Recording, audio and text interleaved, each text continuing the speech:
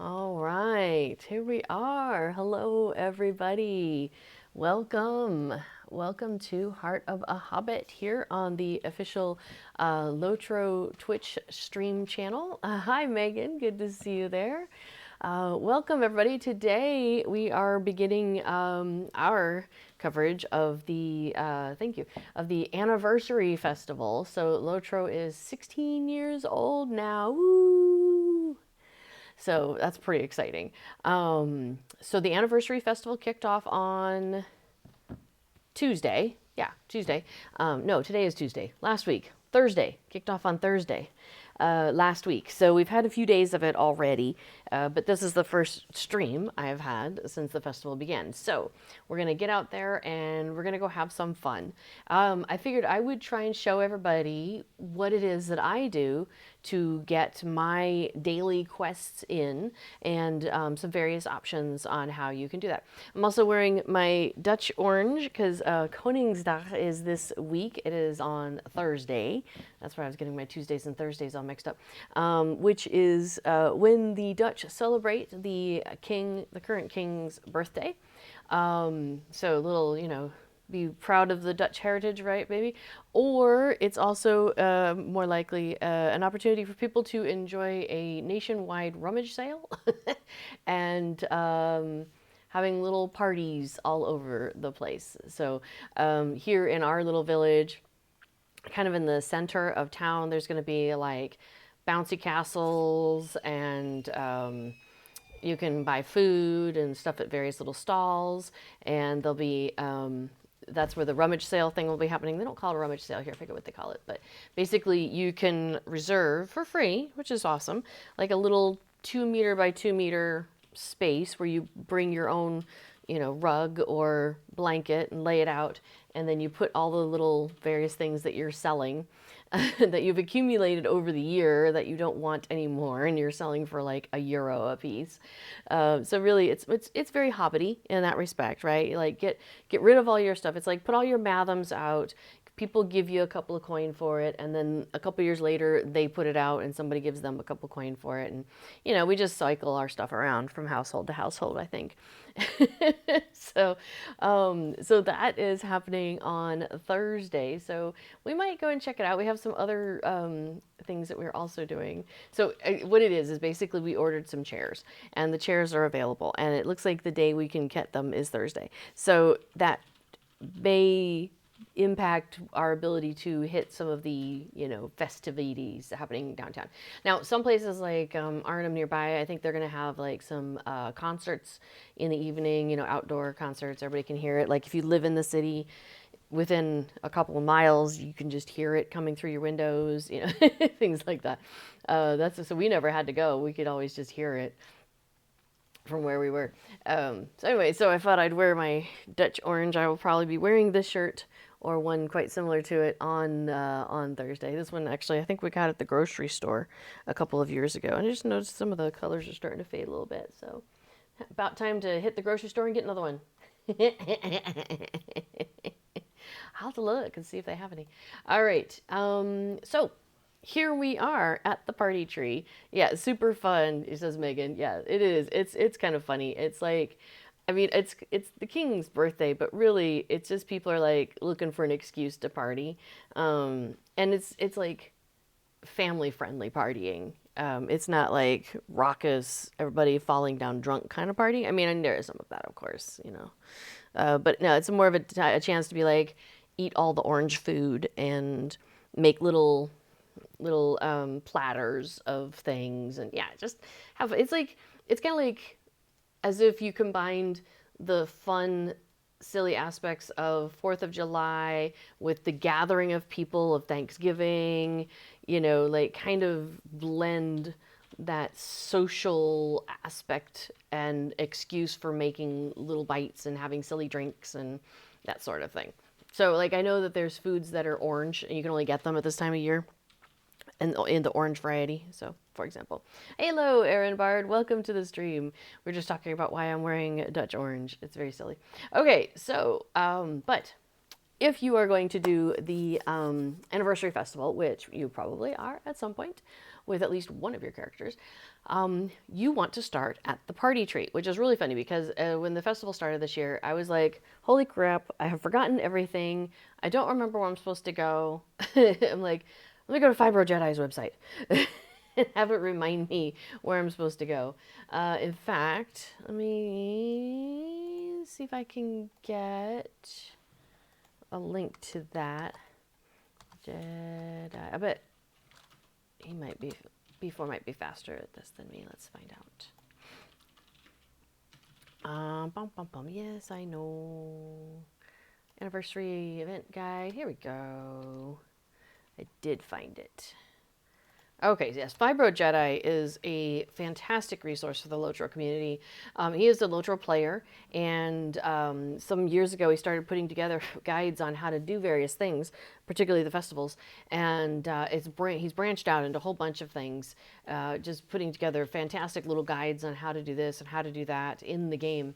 So his website is a fantastic resource. So I've put the link in the chat there to his anniversary guide. But it's just, if you ever go into his website, actually, you could just, in your favorite search browser, just type Fibro Jedi. It's all one word, like fibro is in fibromyalgia, Jedi is in Star Wars, and LOTRO, and it'll find him. He's, it's like probably the only Fibro Jedi in the world, potentially. Maybe not the only one who exists, but the only one who's known by that name.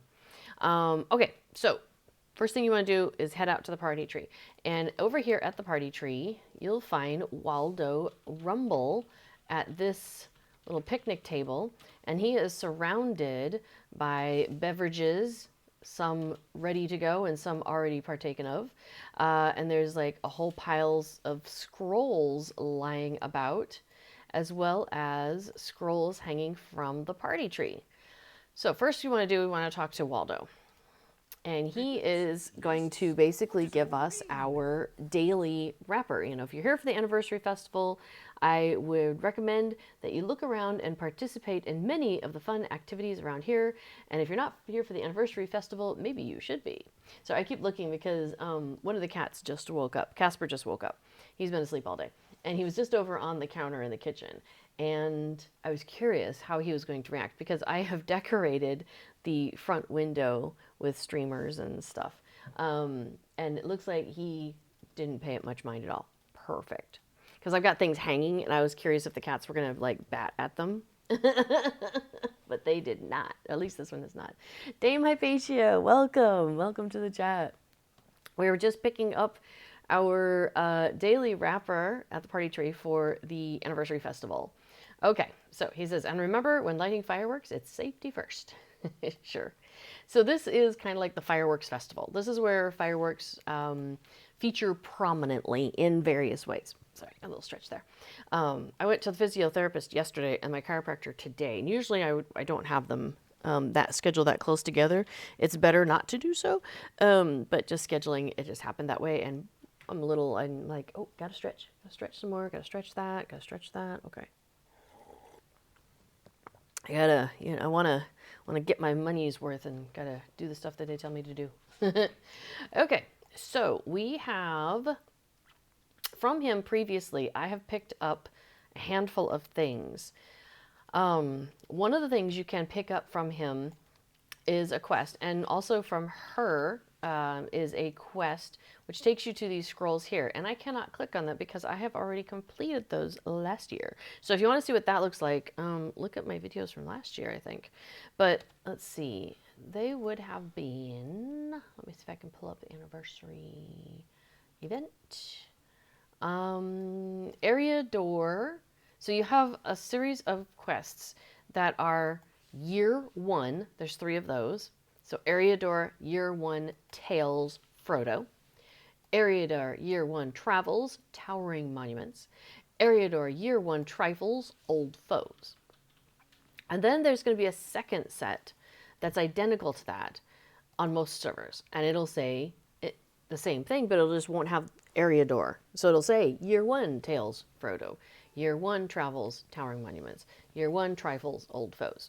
And you have like kind of a laundry list of things you need to do in order to complete that quest. Will it show me? It will not show me what I needed to do. So with the Frodo one, like you needed to look at remembrances in Bag End and go pet Farmer Maggot's dogs and do various things that Frodo did in his travels. The reason why there's 2 sets, well, I'm not going to give you the reason, but the difference between the 2 sets is that Area Door only takes place in Area Door, whereas the one that doesn't have the prefix Area Door takes place over the entirety of LOTRO. So if you are, say, a low-level character, Area Door has a cap of level 50. So the stuff that you would do for these, anniversary items would take place only in this Area Door area. It might take you to Angmar. Is there any ones in Angmar? There might be. Can't remember. You think I'd remember? I just did it last year. But anyway, so those will take you all the way through here. If you take the ones that don't say Ariador at the beginning, it'll be the same list of things plus a few more that take you out into this area, like to Minas Tirith, or where are some other ones? I think Lothlorien maybe. Anyway, they take you various places that are outside of this safe zone. Safe. Okay, so that's the difference.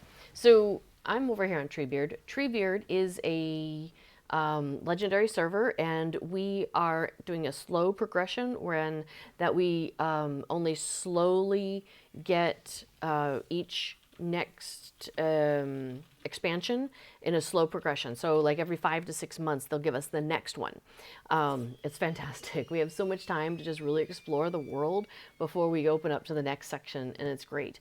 And yes, you could self-impose that on yourself, but it's really hard to do that, and you get distracted, and there'll be quests available that take you on to some place that's not anywhere near there. And with it the way this way it is, it's like if there's a quest available, you know it's going to only be in the areas you have access to. It's not going to give you quests that you in areas you don't have access to yet. So that's why we don't have the non-Ariador versions, because they are pretty like, well, did we get? Yeah. Ariador. Yeah, because we don't have access to a whole lot of that other space yet. So probably in a year or two, they will start adding some of those other ones on, I would think, in the party tree. Anyway, so we've already done all those, so I can't show you those on this server with this character. But if there's a real strong interest, I can absolutely, maybe next stream, let me know if next stream you want me to show you those, and I could do that on a different server with a character that can get all around and whatnot. So Aaron Bard says the worst spot so far is Norbury in Fornost. So yes, right, you have to go to Fornost. So there's all sorts of places. Yeah, that one you have to go up that long path, and end up at the top, like where there's a giant hand, I think, and there's a remembrance in there, I think, that you have to find. And we have 4 raiders from Thunderbracer. Welcome, raiders. Glad to have you here. You have arrived to Heart of a Hobbit. I am your host, Little Redhead, and I am taking people around the LOTRO Anniversary Festival. So, all right, we've just picked up our anniversary repper. Now, we need to do 7 things. What are we going to do? Well, there is a quest chain you can do. Oh, before I forget, oh, it's not so bright out. It's moonlight, though. This is the mount. They have a new mount this year, and it's this firework goat, they're calling it. Isn't that pretty? I went ahead and changed my outfit yesterday to match it a little bit better. So, all right. Greetings, says Thunderbracer. Well, greetings to you. Were you playing LOTRO on your stream as well, or were you playing something else? And let's see. Aaron Brad says, I don't know about remembrances, but there's a tower you need to see to the right of the main road. Yeah. The remembrances are kind of like a little glowy. It almost looks like a book, kind of like as if you took a book and just held it in midair and made it glow. It's like kind of a glowy thing, like as if it's a ghost of a book. So that's what a remembrance is. And you click on it, and then your character kind of goes as if they're remembering, and then you get credit for it. So there's one of them that you have to do like 22 remembrances. Oh my gosh, and there's one that takes you into like the hideout of the rangers, but out in like, I don't know, where was it? It was way the heck out there. Ithilien? Where was that? I don't even remember. Like East Minas Tirith. East of Minas Tirith. So, yeah, it was out in Gondor. Yeah. So we had to go out here to like North of Ithilien or South of Ithilien or something like that. Like way the heck out here. Osgiliath. No, it wasn't Osgiliath, but anyway, we had to go way out there, and they have like this hideout, which is like there's a waterfall and all sorts of stuff. And oh my gosh, it was crazy cakes. So Thunderbracer, you were playing LOTRO also. Awesome.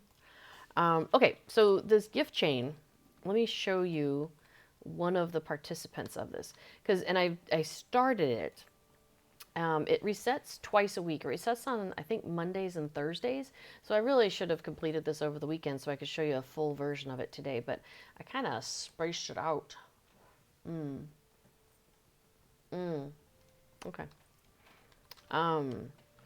So Dudo Chubb here, I got a quest from him that was to go give. He's like, I have this old hammer, and I know a dwarf in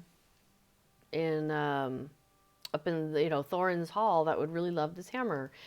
Could you take it to him? And you take it to him, and the guy's like, oh, thanks for this hammer. Hey, I've got this drum. And, it just kind of goes on.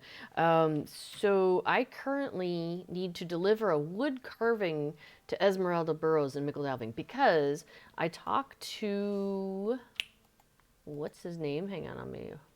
Oh, did I just kill my game? There we go. Oh, because I was still on the completed ones. I talked to Constable Underhill way over in Combe, and he was like, because I gave him some food that somebody else had given me to give to him, and he had the food. He thought it was really lovely, and he has this cute little wooden carving, and he hasn't seen his friend Esmeralda Burrows in a while, and he's like, can you give her this carving for me and let her know that I'm thinking about her? So she's over at the Bird and Baby Inn in Mickledalving. All right, so I'm a hunter, so I'm going to use my hunter skill to guide me over to Mickledalving. So we're going to pick up the chain of gifts over there while I take a drink. Okay, so we're in Mickledalving.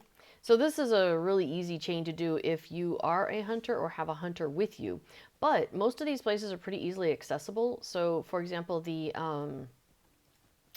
getting up to Thorns, there's 2 up there that as part of this gift chain, and so most people you can get reputation with Thorns Hall, and so once you have max reputation with them, you can buy a travel skill using the reputation items that you get in Sarnar, and that gives you free travel to Thorns Hall. So, you can do this absolutely without a hunter, no problem. But yes, as Dame Hypatia mentions, the anniversary tasks are so much fun with a hunter because you're just like, boop, boop, boop, boop, boop, boop, let's just go. It's fantastic. Okay, so we're inside the Bird and Baby Inn, and here is Esmeralda Burrows.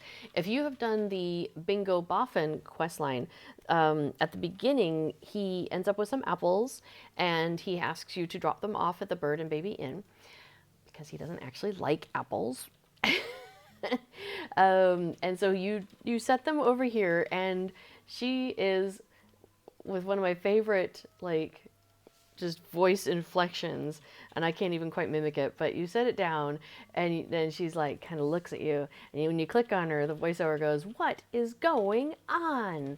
And she is just very much like, all right, what's the gossip? What's the scoop? Why are you leaving apples here? I need to know what's going on. She's fantastic. Oh, hey, Bill Slavsky. Good to see you. Welcome to the chat. Aaron Bard says, it is all really doable, but hunter skills make it so much easier. Yes, I absolutely agree. And cheaper, says Dave Hypatia, right? Because you're not using all the stable masters to get around and stuff like that. Bill Slowski says, may I have the link for the plugins page? I lost all my stuff on my computer on Sunday. Oh, man. That's a bummer. Well, there is the... there's the link to lotrointerface.com, and you can start rebuilding from there. Now, the game has some knowledge of what plugins you had. Oh, but it comes all out of your plugins folder. So, yeah, because if you go to your plugins manager, I guess it would probably be empty if your plugins folder is empty. Oh, what a disappointment. Well, I'm sorry to hear that. Yeah, good luck loading all that back up. Thankfully, if you use the LOTRO companion, the little thing that pops up, and you can pick your plugins there, that makes it really handy. So once you get started, hopefully that will be not too hard to get the plugins back that you like. Hey, there's a little teapot. I think you can get this teapot in the Spring Festival now. How awesome. I think there's a teapot just like that at Bingo's house. Wonder who makes those. Somebody in the Shire must be making them and selling them. All right, so Esmeralda, we have a wood carving to give to her. So And she says, Constable Underhill sent you? Oh, it's been ages since. Oh, is that a carving for me? What a funny squirrel carving. Oh, this makes me so happy. So we're going to give her the little carving from Constable Underhill. She says, what a lovely gift. I'm so happy I could dance. But she doesn't. Maybe she dances inside in her heart. All right, so then she says, it's good that you are here. I have a small errand that needs doing. Do you know my friend Dudo Chubb? He works in Bywater doing odd jobs and carpentry. He was complaining that his tools were not fit for use, so I want him to have this new hammer as a festival gift. Oh, I guess he gets the hammer. The best gift is a practical gift, I always say. Would you mind paying him a visit and bringing him this new hammer? I am sure he will be surprised. I will happily give him his hammer, this new hammer. So, by the way, I believe it's this week that travel skills are on sale. Let's see. Let me double check that. The reason I mention this, because I'm about to take advantage of this. Yeah, Go There and Back Again is the name of this week's sale. So it's 25% off of milestone skills and then all the traveling skills. Now, I can learn more, but it's going to be empty, basically, for me, practically, because I already bought everything. So, actually, that's not illustrative. It's very, yeah, doesn't show you what I'm trying to show you. So milestone skills, boom. I have gone ahead and purchased all 10. There's 10 12, 11. There's a bunch of milestone skills that you can buy, and it becomes returned to wherever you have clicked on the little milestone. And so I have a whole bunch of these. The other thing that's really handy to get, so one thing I find is really handy on any character that I'm playing often is to have at least a couple of milestone skills. So that way, if I'm trying to get from one place to, get to another place, whatever, I've got the ability to just bop myself over there.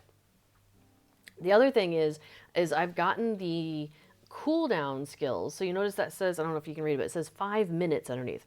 By default, all of these travel skills are 1 hour for their cooldown. But return to and hang on, let's see, what are the other ones? Travel skills. Travel to personal house. All the travel to things like travel to kinship house. Your personal return tos that you got because of like a skill of a racial skill, or you got from reputation, like the travel to Bree, like those travel to premium houses. All of those various things have by default like an hour cooldown. And then there's 3 cooldown skills that you can purchase. And basically, one takes 25 minutes off of this set of skills, and one takes like 25 minutes off of this set of skills, and one takes 30 off of some of the skills. So basically, if you buy all 3 of those, you end up with all of your travel skills down to 5 minutes. Which is fantastic. Yes, a day my page says, if only the milestones had separate cooldowns. Oh my gosh, that would be so much better. Because yes, the reference that she's making there is that your cooldown, your milestone skills, even though I have like a 12 of them or whatever, they share that same 5 minutes. Bummer. So now, Aaron Bard does ask a question, which ones can you take your fellowship with you? Those are guide to skills, and those do not have the same, it's a whole separate ability. My guide to skills, it just costs me power, and it's an instant thing. There is no cooldown at all. So I could basically just send myself repeatedly, over and over again. It's hilarious. Yes, Mara Lily says, Shire Teapot Maker dream job. Afternoon to you too. I know, I think that'd be fantastic, wouldn't it? So here, I'll just show you. I'll just take my return back to Mickle Delving. Well, there you go. You could, that could be something that somebody could roleplay. Okay, so notice my skill is already back up. So the amount of time it takes me to do it again is the amount of time for me to just do the induction. So the induction bar has to go all the way across. Oh, look, I've done it. Let me click that again. Oh, look, there goes the induction bar. So it's just costing me like 19 18 power each time I do this, but my power regeneration out of combat is more than that per second, apparently, because it's already back up. So that is fantastic. That's really easy peasy. Oh, hello. I need to go speak to my good friend Wenda here. Hold on a moment. She's tall, but she's nice. A patron of distinction. Welcome indeed. Thank you. All right. I needed to get my VIP abilities because they were about to expire. All right. So anyway, why did I have this whole conversation about milestone skills? Because there is a milestone at Hobbiton Bywater, which is really close to the Hobbiton Stable Master. So it's super handy for getting like to the party tree. Another really easy way to get to the party tree is in the homesteads. There's that far-ranging stable master who will send you all far-ranging places, and one of them is the party tree, so he can send you directly to the party tree. That's super easy also. But I just happen to have this milestone skill set because I'm often here for various reasons.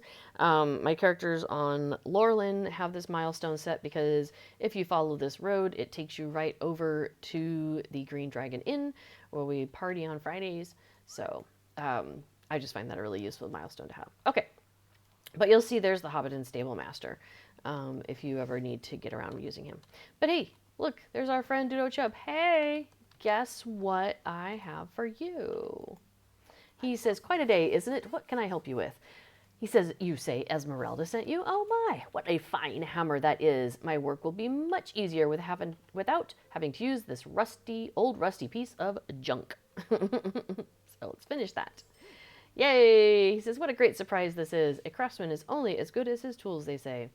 What's that, you say? You have a quest for me?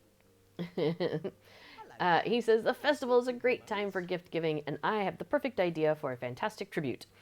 I have this large shield here, much too big for a hobbit, but I have heard of a dwarf in the Blue Mountains named Ormer, who is especially fond of shields like this one. He could put it to much better use than any bounder here. Would you be so kind as to take this to him in Freren's court? Why, yes, I would be happy to do so.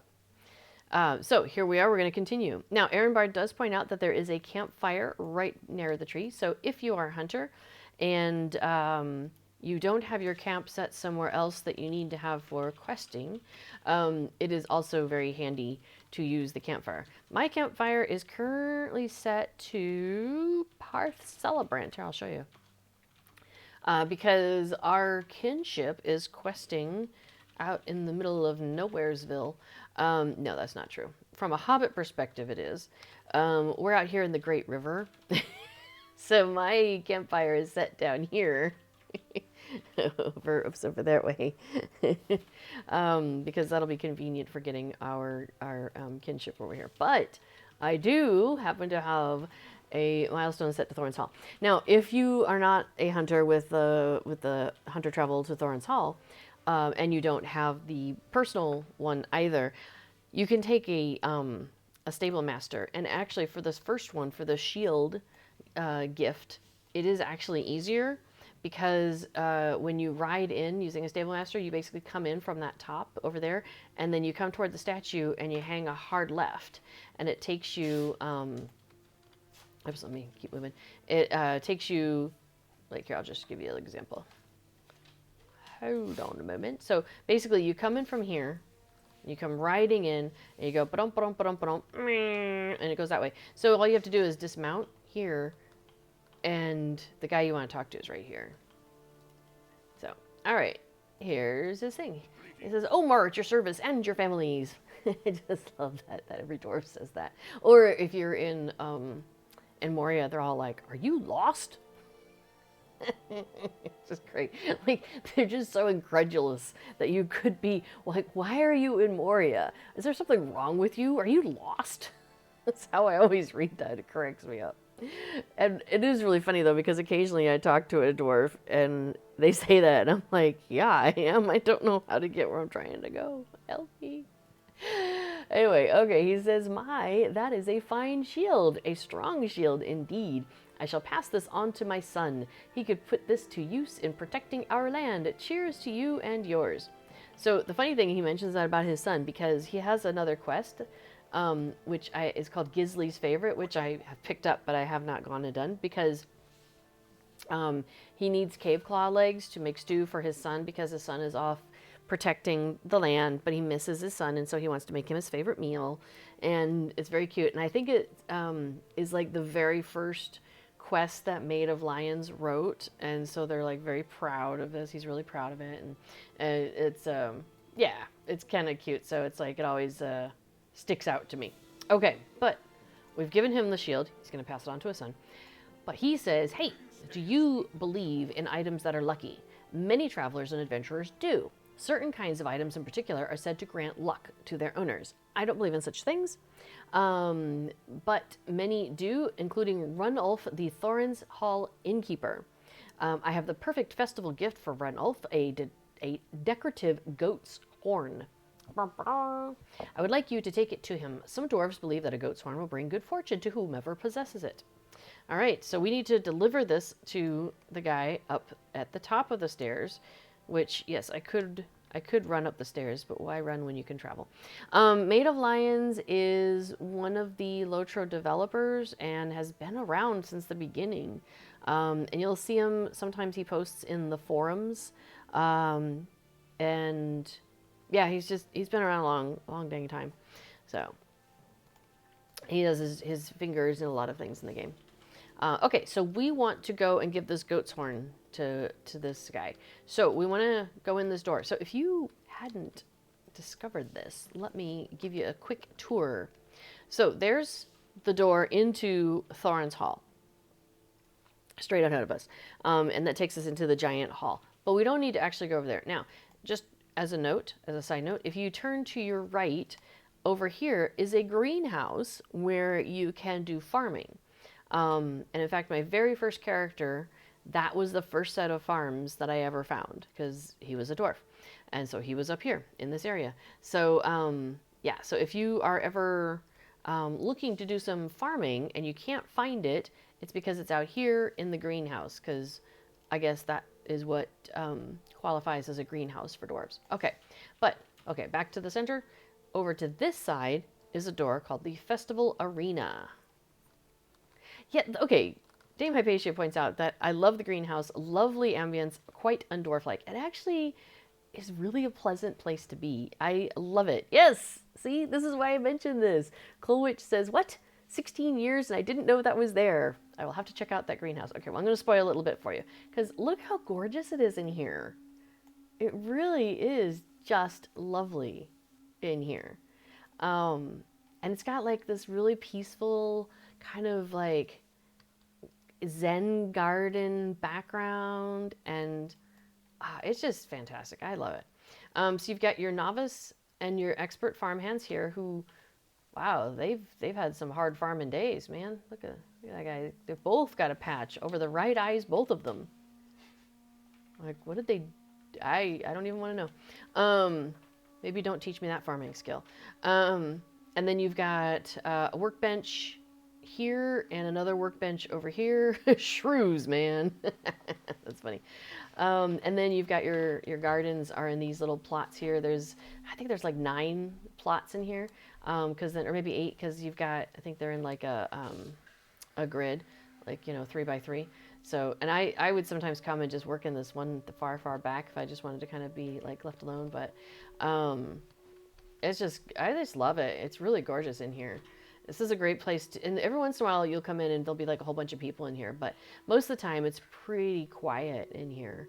Well, especially on a smaller quiet server like Treebeard. But, so yeah, you can see on my mini radar up at the top there's all the different plots that you have throughout this room. So yeah, it's really chill. So Dame Hypatia says it's one of the scavenger hunts. That's cool. Apparently I haven't done that. Scavenger hunt? Maybe?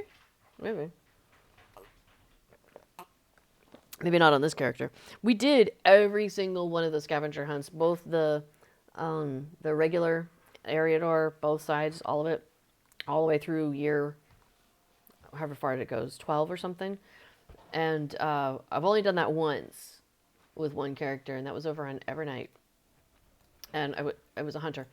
We did our before, and I did our hunter minstrel duo over there, and got around and did everything. Okay, so I've walked into this room, and you'll notice there's a lot more. Sorry, stretching again.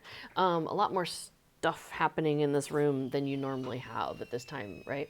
So you've got a games master over here. This is our vendor person. That's the words you're looking for in this festival. For some reason, they've assigned the dwarves the task of being our vendors for this festival. So when you go to look at what they've got, they've done a really cool thing, SSG has, where they've changed it. So now the very first thing, after all, is current anniversary rewards. So if you're like, I've seen all this before, just tell me what's new, you can do that, and boom, it's all the very first thing. It's like, just in this case, it's one full page. It's a pretty full page, too, of stuff. There's your fireworks laden goat that I was writing. I think it's terribly cute. There's an anniversary celebration goat, cosmetic pet. You've got a walking staff, cosmetic item. The garments, which are down below, you can buy a gift wrapped box. And what that means is, because most of the clothing items, it says bind to account on acquire. So if I'm like, hey, I want to buy this and give it to somebody else, I can't do it that way. But the way I can do it is by buying one of these gift wrap selection boxes, and then I give them the box, and then it's a selection box. So you click on it, and it's like, which one of these things would you like to have? And then you pick the one you want, and then it is bound to you, or bound to your account. So that's a great way to be able to buy things for other accounts. Like maybe you have some alt accounts, and you want all of your, maybe you've got a band and you want all of your characters to have the same look, and it comes from a festival. That's a way that you can provide those things to your alt accounts. Especially if you're doing all your stuff on one character and not playing those alt accounts doing festival and stuff. Okay, so then when there's some other housing items, there's a music box, and it plays the music. It plays like the opening page music, like when you're logging in, when you're picking your character. It's the music that we get now on Treebeard, and they probably get on Shadowfax. And I think it's music that used to be on the other servers, but it's not anymore as your opening music. So it's a different, it's cool music. Anyway. Aaron Bart asks here, let me demonstrate what he's asking. Okay, so when I came in, I was right here. And Aaron Bart says, does anyone know why you walk in the middle door and have to turn around and go out it again to get to the inn? There are 2 other doors, but they go back outside. Dame Hypatia says, to confuse us. Those dwarves, man, they're tricksy. They were trying to be hobbity. Yes, so when you walk in, it seems to me, because this door would be open, like you just came in that door, but yet this is the door to get back outside for Aaron's Court. This also takes you outside to Aaron's Court. But to go to the inn where the bar is the same door you just came through. It doesn't make sense. I absolutely agree. It's wackadoodle. All right, well, we'll just continue with this train. Runulf, the tavern keep, he is who we need to talk to. And we have a goat horn for him. He says, welcome, can I interest you in a pint? He says, this is a gift for me? Well, I'm feeling quite lucky already. Blessings to you, kind hobbit. Now, the cool thing is we've now done 4 out of the 7 anniversary quests that we need for our daily wrapper. So, Dame Hypatia is off, late grocery run. Have a happy Koningsdag. Thank you very much. I'm sure we'll have fun. I forgot to get to I should go by the grocery ourselves and see what we've got, what the kind of treats they have. So maybe I can go later on while before streaming. I'll think about that. Well, I gotta see if they've got like Tom Poos and stuff like that, right? So you gotta get the crazy stuff. All right, Dame Hypatia, we'll see you next week. Have fun at the grocery. Okay, so Runulf has a gift here, a pint of ale. He says, a festival is always a great time for a drink. Oh, that reminds me, I have a request of you. I brewed up a special batch of my annual festival ale recently. but I'm down to only a few pints left. Would you take this pint of ale to my friend Roger Hazeltwig in Bree? He usually stops by for a taste, but he hasn't been able to visit in quite some time. Give him my regards and a merry festival to you both. All right, so we will accept that. Yeah, Ehrenbard Koningsdag is a Dutch holiday, and it is coming up on Thursday. It is literally King's Day. That is what it translates to. So, and I was talking about that a little bit at the beginning of the stream because the Dutch color is orange. It's the royal family comes from the House of Orange, and so everybody wears Dutch's orange. Even though the flag is red, white, and blue, it's a thing. So yes, technically we are celebrating the King's birthday on Thursday. But it is a little bit of like rah rah yay Dutch, but there's also a lot more of hey, let's hang out and party and have a nationwide rummage sale and let the kids play in bouncy castles and stand around and eat funny little foods and stuff like that. So it's a great holiday. I love it. I think it's way more fun than like rooting for your favorite sports team or something like that. Like it gives me an excuse to dress up silly, but for a completely different reason, and so I like it. So yes, so this is probably the shirt I will wear on Thursday, or something very much like it. So yes, that's why we have got the orange going on.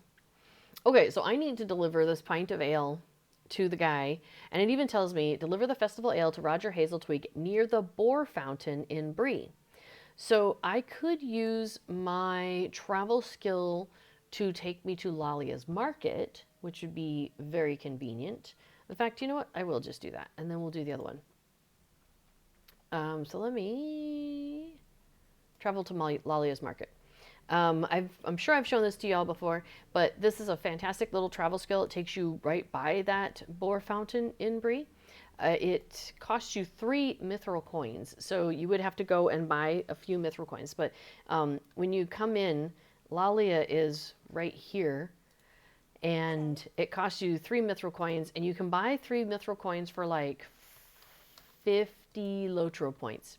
You go out this door right here, the one that it just ported me toward, and boom, we're at the boar fountain. It's right there. So it's really convenient. There's no like gatekeeping on it in the sense of like there's no requirement for a certain level of reputation or anything like that. I think the only thing is you've got to be at least like level 5 or 10. Let me see, does it say? It doesn't say there. But yeah, so it's really, I find it really handy because I get it on a lot of my characters. If that's going to be like my main character on that server, I get it as soon as I can because travel to Bree is just so useful. So, and it has its own cooldown, so you don't share cooldowns or anything else. All right, so 2 things I'm going to do here. Sure, we'll talk to Roger first. Hey, Roger, I got a pint of ale for you. I hope I didn't spill it. He says, greetings. I see what you have there. With a color and aroma like that, this can only have come from my friend Ranulf. You have my deepest thanks for bringing this to me. And then he does a drink. Glug, glug, glug, glug, glug. What a tasty brew. Ranulf makes the best stuff. And then a ring appears over his head. He says, hail friend, I hope you are enjoying the festival. You wouldn't have to be on your way to Combe, would you? I could go out of my way, no problem. He says, you see, my friend Gail lives there now, and she recently lost many of her belongings in the tragedy that befell Archet. I wanted to give this bracelet to her as a gift in the hope that it would raise her spirits in these troubling times. Would you be so kind as to take this to her? Well, sure. So we're going to take this bracelet over to Combe to Gail Catchpole. But first, I'm going to grab this quest. Percy Bywood. He says, hail friend, might I ask a favor of you? Now, this is not part of the quest, the chain of gifts. This guy just has a festival quest. So now we're starting to see some of the people who have quests for us that you'll want to do as part of the festival. And especially if the chain of gifts is not available, you got to start getting creative finding these other quests. Well, this is one of them. So this is the Lost Envelopes quest that you may have heard about if you haven't seen it before. So he says, I was put in charge of sending out invitations to the residents of Bree to let them know the festival event's underway. Well, maybe you received one yourself? I don't live in Bree. Do I look like I live in Bree? Maybe I do. I don't know. He said, well, I was about to send out another stack of envelopes when a strong wind came along and blew them all away. Can you collect the invitations around town for me? I will certainly happily do that. So we're going to go and collect envelopes. But first, let's pop over to Comb. As you may have noticed, there's a bunch of stuff happening over here in this corner. It's a very busy corner. This is also another place where you can buy things. So you've got the Steed of Crystal Resolve. So the steeds that you can purchase during this festival are lined up kind of along the edge here. So you've got the Crystal Resolve there. That was last year's. You've got the Fireworks Laden Goat. That's this year's. And then you'll see there's like, oops, get back up there. Get back up on it. All the other, you see a whole bunch of other steeds lined up along here. These are other ones that have been available in various years as part of the festival, and you can buy them now for mithril coins. So like there's an anniversary horse trader. That's who you would talk to if you wanted to buy any of the other steeds, or even this year's steed. He's the steed guy. You can buy steeds from him. There's this other person here, a keeper of gifts. Now, she doesn't deal in the steeds. She deals in things called steel tokens. What's that all about? As you are out about in the world defeating things during the festival, so during this 3 weeks of the festival, sometimes you will accumulate a steel token. It goes into your wallet. You don't have to worry about it. But she is the barterer who will accept those steel tokens. This year we've got some new fireworks. These are consumables and they're not permanent skills. They don't lead you to a permanent skill. There's no deed involved. They're just consumed. You know, just use it once and it's gone. And you can buy them in packs of 5. Cordovan, who's the community manager, he is an SSG employee, and whereas I am not. And he said on his stream, I think it was on Friday, that they're adding a version that is a permanent skill that you can purchase. So I'm excited about that because I like permanent skills. I don't like something sitting in my inventory taking up space. I want a permanent skill that I can just stick in my bar, click on it when I want to light off a firework. So I'm happy about that. I'm pretty excited about that. If you are a scholar, you can get these recipes to make fireworks. Again, regular consumable fireworks. But those are also the same fireworks that if you do 50 of it, it does a deed. So if you haven't done that, you could get a scholar to make you a bunch. It's a bit of work because you have to have the ingredients you need are, you need like this is piles of firework dust or whatever. And you can only buy that, it seems like, during festivals. And anyway, I tried that with my scholar. I mean, granted, this was like 4 years ago.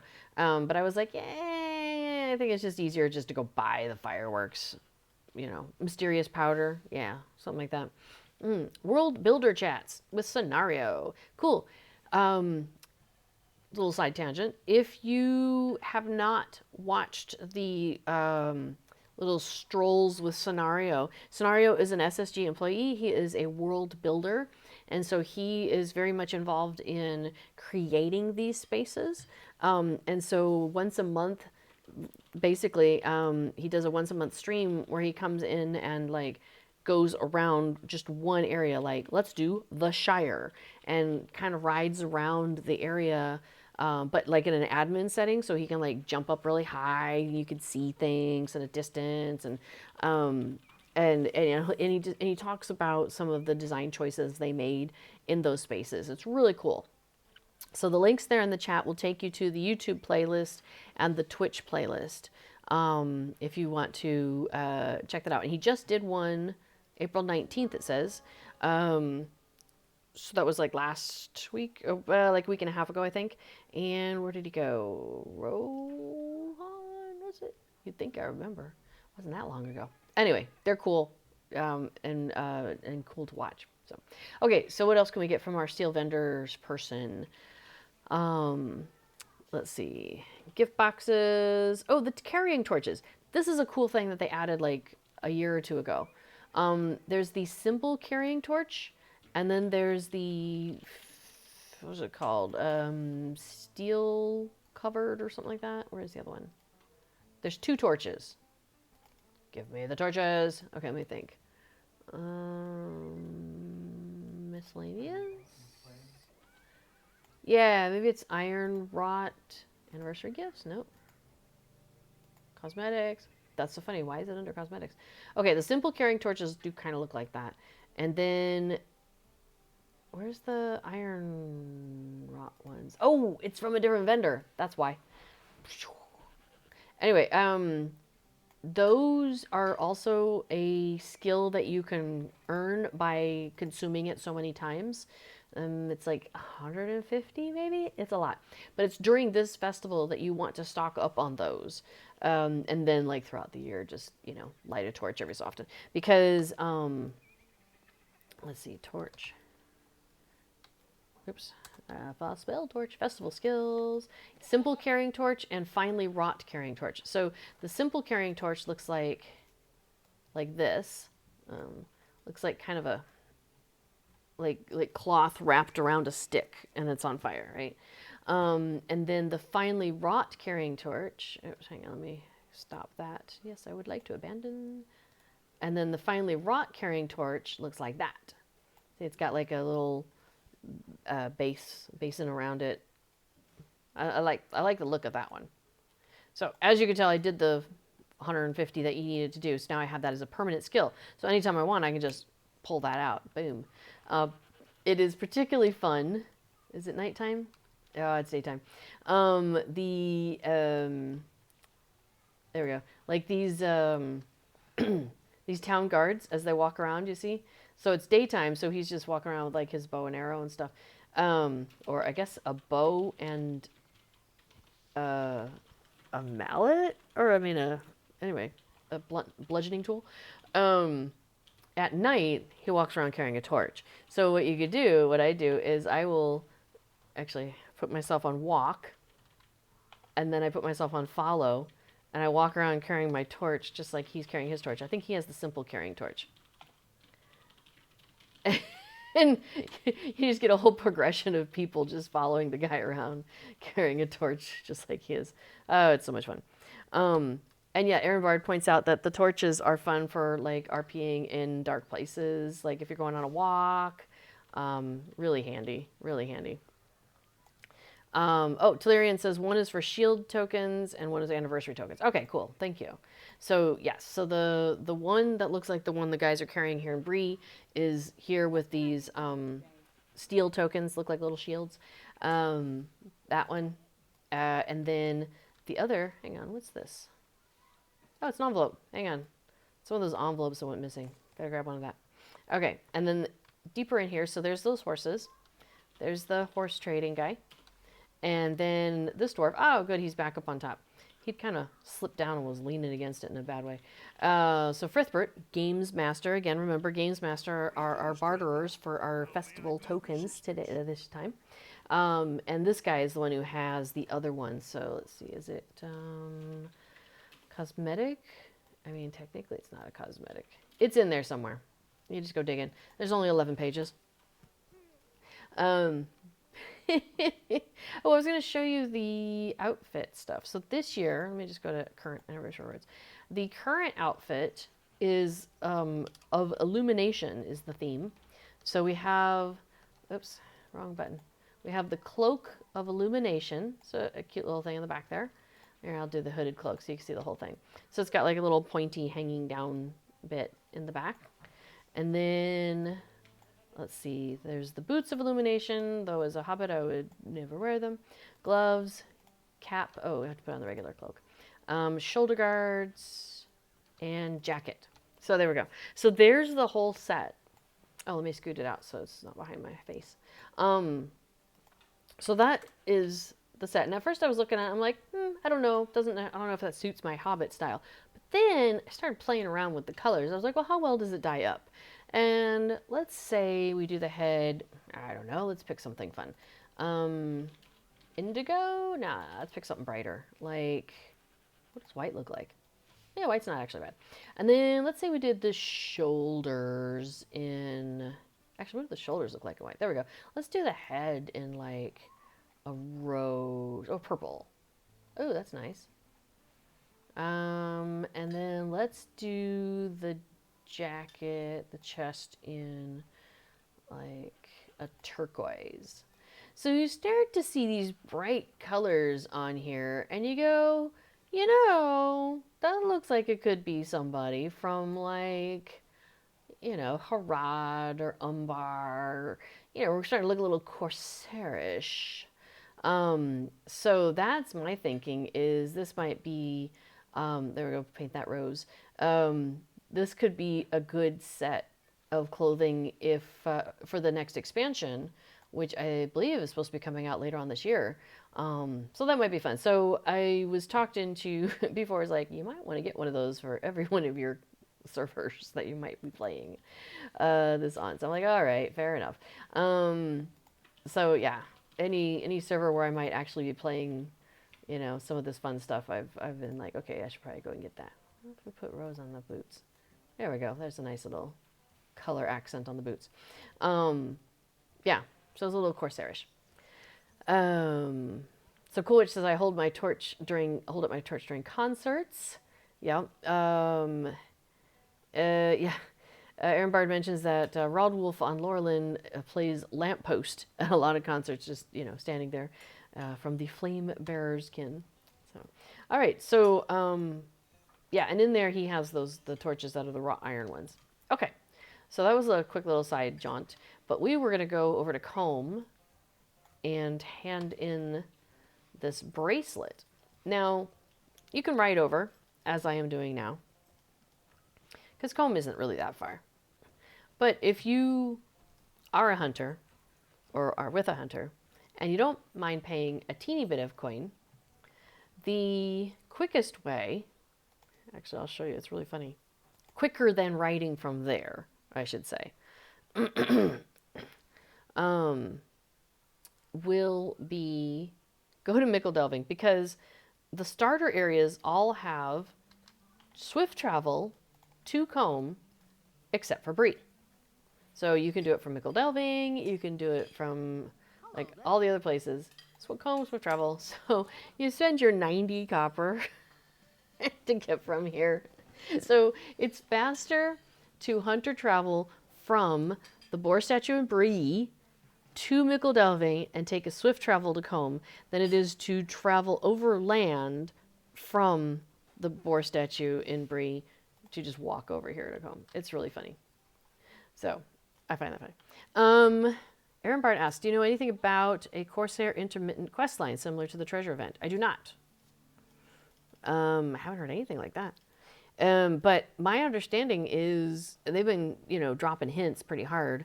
They started with that letter to the players earlier this year. Is there a Moobot for this? Is it something like a letter? Yes, that's it. That was a letter to the players in the first quarter. It came out in the first quarter. And that was like, you know, hey, here's what's happening probably this year. And one of them was that there was a new expansion coming out later on this year. And the hints were, or maybe they actually said, that we're headed like south, I think. Or maybe this area. No, I think it was south. Oh, you know what? It's, if you look at the Stable Master map. Oops. So, here, I'm going to just totally jack up my space here, but so this is the Stable Masters map as it exists currently, and you can see I haven't been to all these places, but because they're not open to us yet. But if you scroll down, like it used to kind of end, I don't know, like here-ish, but it continues down now all through here. So what's the point of making a map that does that if you're not planning to fill it in? So there's a lot of speculation that we're headed this direction with the next expansion. And they've said something about seafaring and a new class that has something to do with seafaring, I think. So that, again, lends itself to like, hey, there's all this water here, there's all this coastline. And we know that after the War of the Ring, Aragorn didn't just like sit on the throne and eat bonbons all day. Like he had stuff to do. He had people to talk to. There was, you know, he had a laundry list of things he still needed to do in the kingdom, and throughout the area, just to kind of, because when you get rid of some large force like a Sauron, that does leave a power vacuum. And so you kind of want to make sure that you're out there helping to stabilize things as best as you can. So Aragorn was out doing a bunch of that. So I think that's where we're headed. Okay, so let's continue with this chain of gifts. So Gale Catchpole here in Combe, and we talked to her before because she has a quest about her dad's fishing pole. So if you do that one, you'll have talked to her previously. And the gauntlets she has for that quest are actually quite nice as a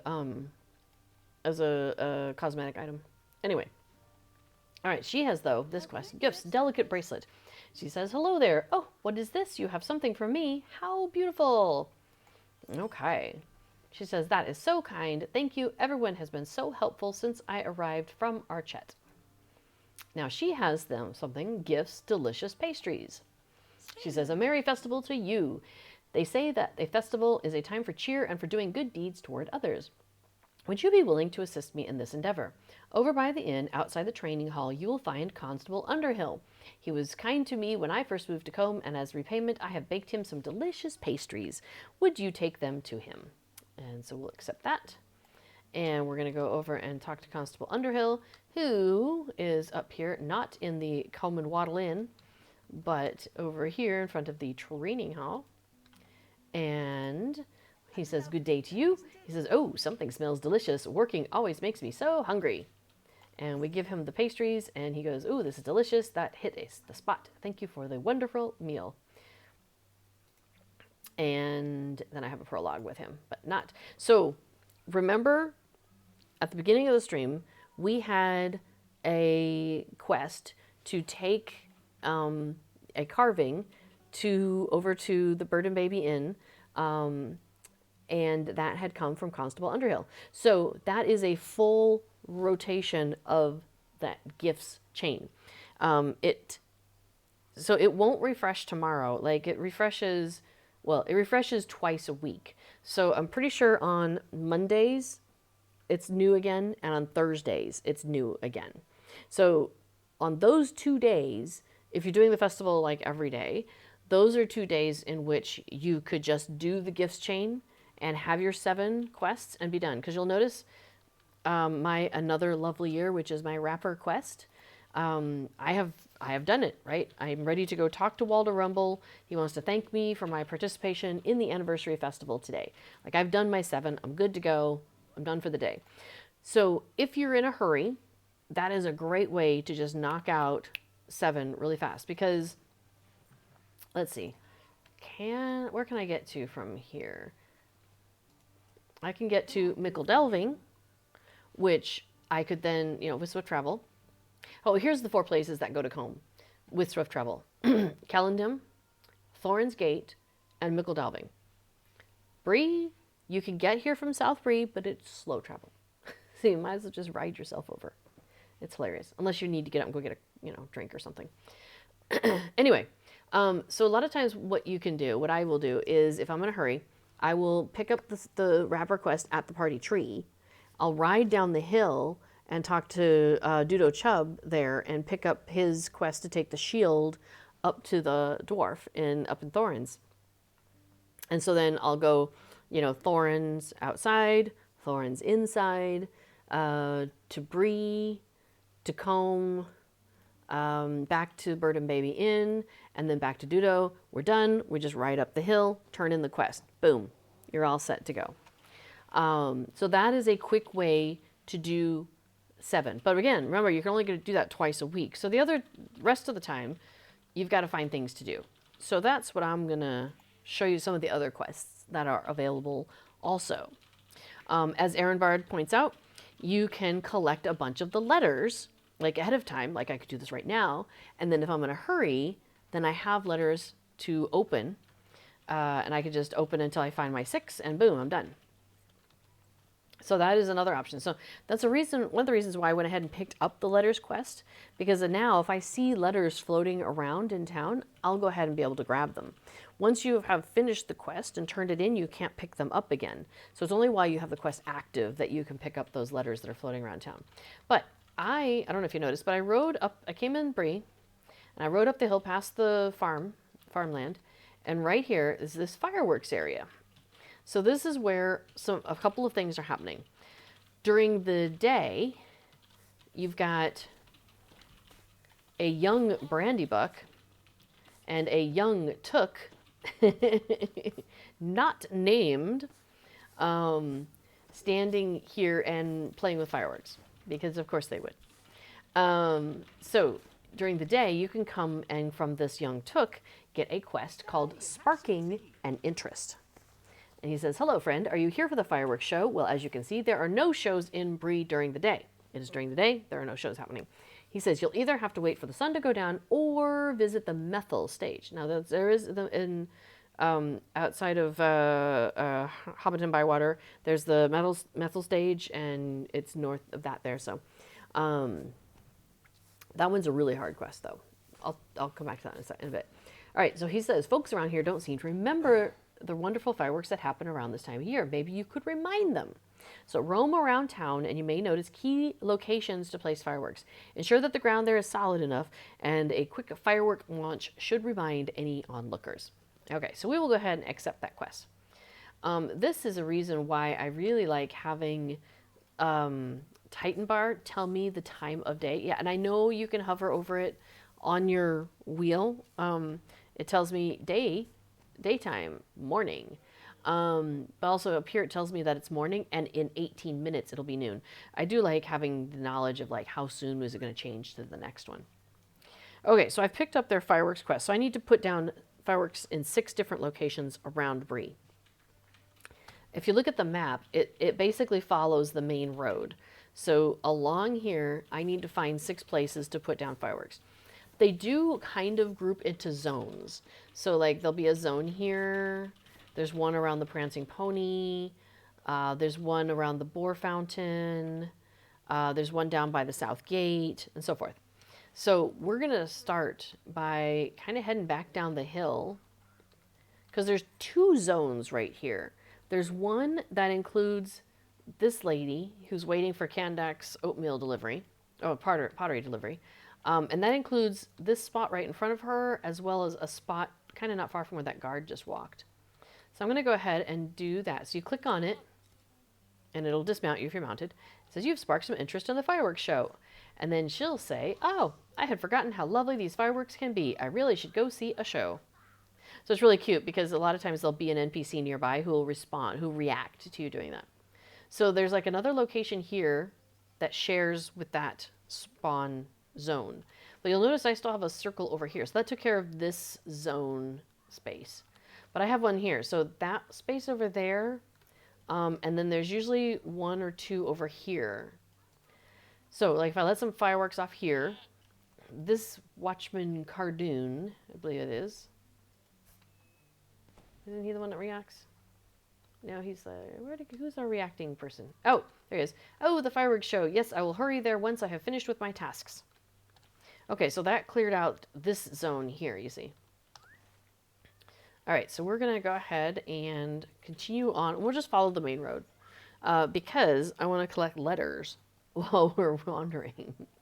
And they fly around in this same area. See how it's glowing kind of orangey blue green there? That's the area where the letters are floating around. So once you get up towards the Prancing Pony, you'll start to notice letters. And there's often...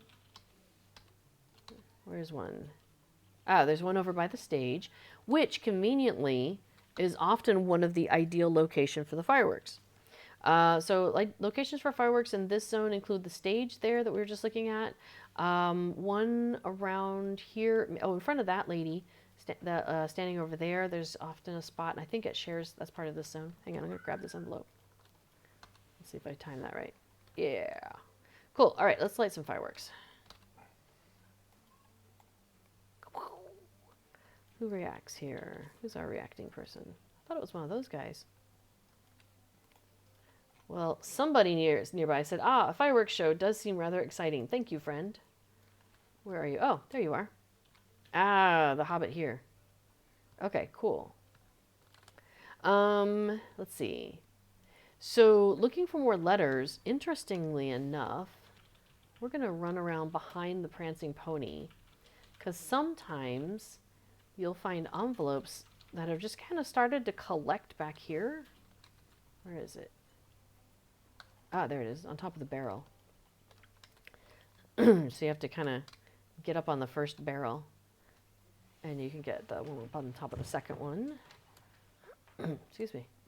Let's see. There's another one. Oh, right next to me. I was standing right next to it. I'm doing shift and select to rotate through and see what's lying around here. Okay, there's an envelope outside here. Ah, right by the milestone. On the other side of the milestone. And let's see what else we got. There's an envelope back behind these horses. So if nobody's come and collected these envelopes in a while, you could get a whole bunch of them.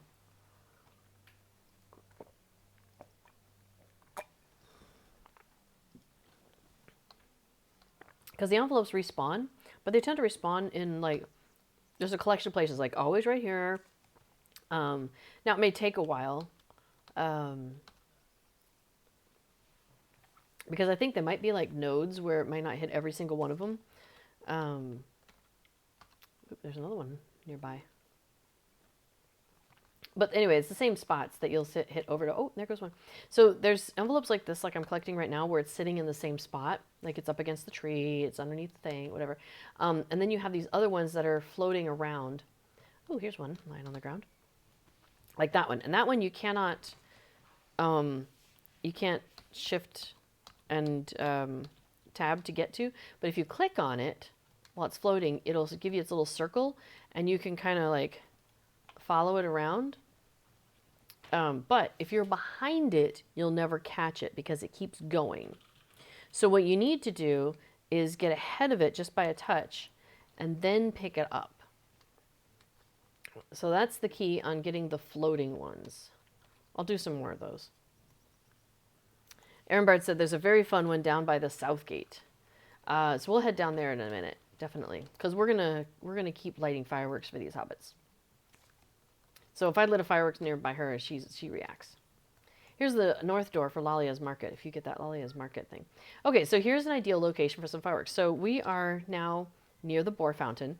And so this zone, there's a spot here. There's one over here. It might be just the two. I was thinking there might be a third one. So the reason I'm pointing these out is because you'll have a lot of people competing for this. She says, lovely demonstration. Perhaps I should take some time off and see a show. Yes, you absolutely should. So on a busy server, and I'm lucky in the sense that this one's not so busy, you'll have people competing for these things. And so it's nice to kind of be like, okay, well, that person just got that one. I'll go look and see if this other one is available. Because just because one of them is gone from the zone from that moment, the zone is still active for you. And there might be other ones that haven't been just done that you can still do. Now, there's often an envelope here by this window, and there's one often here, but there's a beam in the way. So if you're a tall character, you kind of have to jump out and jump yourself back in. It's kind of wacky. There's an envelope up these stairs. There's an envelope usually back here. Yeah, it's not here right now. There's one over there. There's one on this tree. Oop, there's a flying one. We'll go get the flying one. There's one on one of these pillars.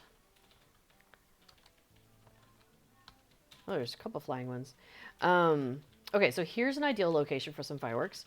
So this is a spot, and then there's also one, basically, if you just ride straight across, right outside where that comes out, is another ideal place for some fireworks. I think Tad's the one who reacts here. Oh no, this guy does. This whole firework business seems a bit frivolous, don't you think? obviously not. I'm lighting them off. There's sometimes a letter against this wall. Got some good floating ones in the area usually too. There's usually one that floats around in here. It's hilarious because you'll try to get it and then like you get stuck in the tree and stuff. A place for fireworks is often, there's one around here. And these guys who are reacting, they're like, oh, fireworks, that's a great idea. And there's one over here by the jail. Those are the same zone. I think there might be one in the jail. Let's see, what else? There's a letter in there, but I always get annoyed having to open that door. Let's see. Okay, so we're down here. I know Aaron Bard wanted to point out some funny ones down here. But from the fireworks thing, so we should have one more to do. Oh, we don't, because there's 7 zones, but you only need to do 6. Because we've been very diligent in finding places, we don't have to do them. But there's usually one around here, and I think the person at the study reacts. And there's one down there, and like the guard down at the end reacts. So, all right, we're going to go catch some envelopes. So we're going to catch this one. Now, you can't do it while you're moving. You have to be standing still. Okay, got that one. There's one on the tail, just like there's one on the tail at the boar fountain, so I like that. That always cracks me up. There's a floating one here. After a while, you kind of get to know all the spots. Oops, but I missed it. It turned. Oh, there's a place for fireworks back here, I think. Let's see. Now, let's see. If you go in here, where's the one? There's one up on top of, oh, I can't remember how to get up there anymore. There's one I have to use oh yeah, it's up on the corner. It blends in. Let's see. Oh, nice. I got up here. There's one I had to use a mount to get up to. Oh, that's the one you were thinking of? Okay. Let's see, there's that one. I think, wasn't there one over on that roof too? Or no? Ah, we didn't make it. Oh, there's one in the haystack. It's like, you know, finding a needle in a haystack. We've got this floating one here. There's one on Bill Fernie's house too, and I always have a hard time with that one, so I usually don't bother. But we'll see if I can find it again. Oh, it's under his stuff this time. That's nice, because seems like there was one that's like up on top of his house sometimes, and that one's a butt. Plus, I don't want to go to Bill Fernie's house. He's a jerk. Oh, and there's an envelope by the study. Pardon me. Which is why it's really useful to use like the shift and select, you know, and just tab your way through, because otherwise you end up clicking on the study and you're like, no, I don't want to study. I just want to get this envelope. This one's hard to get to. There we go. I was standing on top of the thing. It always makes me nervous going into where the horses are, because I'm like, well, what if a horse doesn't like it? Somebody's standing there and they buck. Like, we don't want to get hit by a horse. That's a bad idea. Oh, and there's another one behind Bill Fernie's house, too. See, this guy never cleans up. What a turkey. Oh, there's another one. Is that the one we already got? Did it already respawn? It already respawned. So you can see sometimes they respawn really fast, especially if they're all getting picked up, which is a nice thing. I do like that about this festival, is there are some things like the envelopes that respawn reasonably quickly, so we don't, you know, you're not just like exasperated, hopefully. Okay, so I'm going to go ahead and mount up, and we're going to make our way back. Oh, there's another place with some envelopes. There's a couple, two other places I didn't show you that have envelopes. Yeah, Fernie's on the roof. I don't bother with. So sometimes there's an envelope back here, and sometimes there's one. Oh yeah, that's right there. And then I must face target. Probably because I'm above it. And then, oh, here, let me grab this one that's floating by. And in this little hallway behind the town hall, there's often an envelope or two just kind of hanging around here waiting for somebody to pick it up. So sometimes there's one like on the wall right around here. Oh yeah, and there's often one out here by these rocks. And yeah, there was one, oh yeah, there it is. It's kind of stuck to the pillar. So, okay, I think I've shown you almost all the locations you can find envelopes. Oh, there's one that's like over there on the side, like on a wall. It's obnoxious. I don't tend to go for that one. I find it obnoxious. I don't like jumping on walls though. I just don't have a lot of success with that sometimes. Oh, here's the one I was talking about. It's on the window. Cool. Got the window one. And is the one up the stairs there? It's not. Okay. Um, let's see. A couple of places in this space. There's often one up here behind this explorer guy. Oh yeah, there's a couple of them. Well, at least one. I don't need to climb over that wall. Back here, yeah, back where that person just got, and there's like one down that hill. Cool, they're finding those. The place where you'll find a lot of people, because the quest giver is really nearby here, this is where you have the most competition for finding envelopes, which is why it's really easy to find them in those other places, because people have already finished by the time they go there. There's often one over here by this supplier. Oh, here's the one on the tail. That cracks me up. This one respawns a lot, which is so good. I love the one on the tail. And also, in a nice little point of humor, there's often one right behind the Bree postmaster. So that one cracks me up. That's like, yeah, it's right behind you, dude. Sometimes there's one down this way by the table where the treats were, the sweets. There's often one here where these guys are standing around in that other festival, the spring festival. So down this hallway, there's often one on these stairs. There's one if you go up these stairs, well, or if you're tall, you can just reach, and it's like chucked into the side of the pillar, just like, whoop. It's like that's a sharp envelope. There's one here. I'll just let that person get it. And I think they just got it, but there's often one right up here. So if you're a short person, you have to jump up and then get to it. And you can see they're doing the animation that shows that they are opening the letters that they have found, which we will do very shortly. Looks like they got that one before I did. I'm guessing they have not found their 6 yet. Because what you do is you have to find 6 festival invitations. Now, why do I keep saying that? Because there are other things that might be in these envelopes. You might find an unwanted message.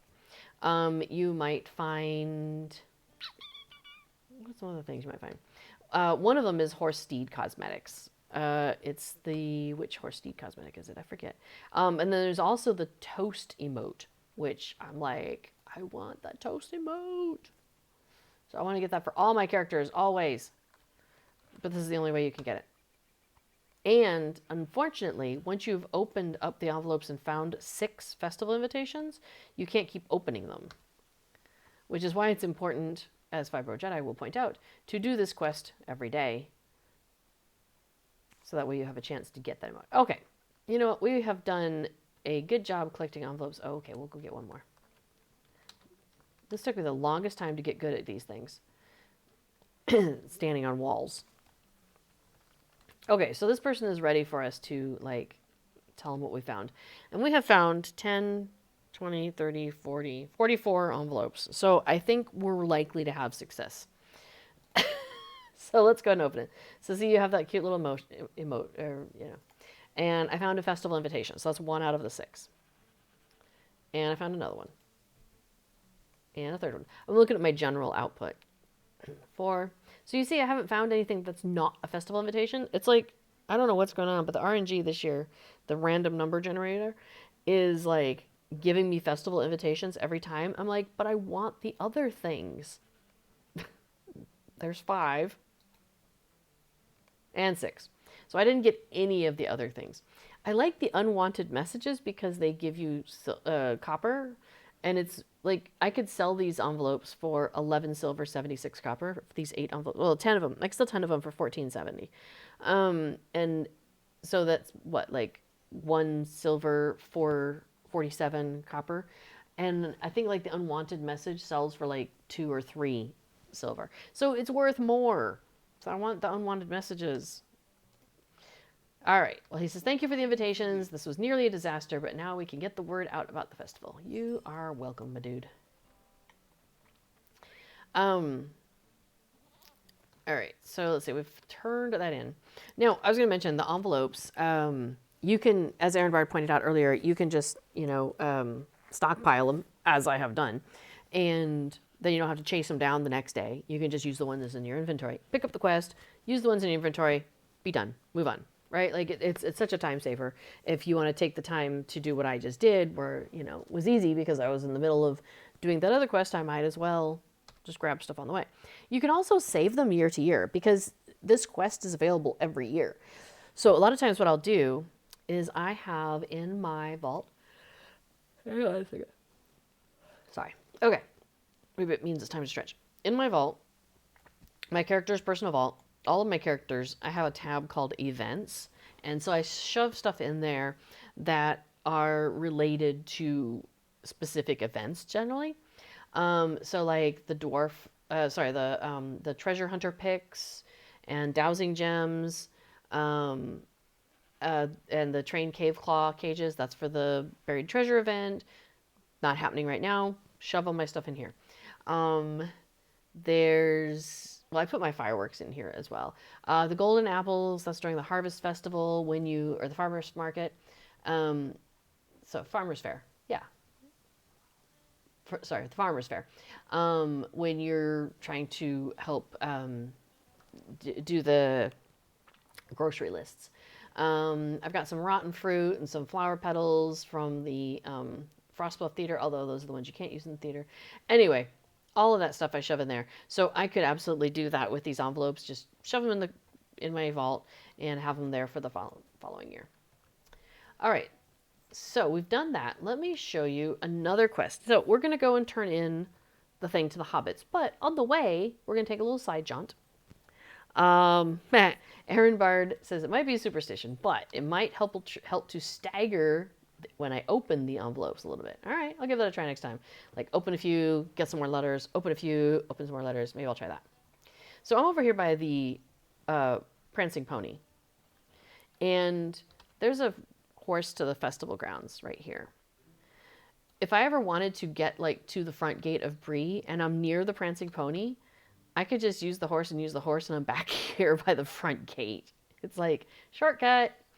But I actually do want to go to the festival grounds for a second because they added in a few years ago, that the horse races are available to help satisfy those daily quests for the wrapper.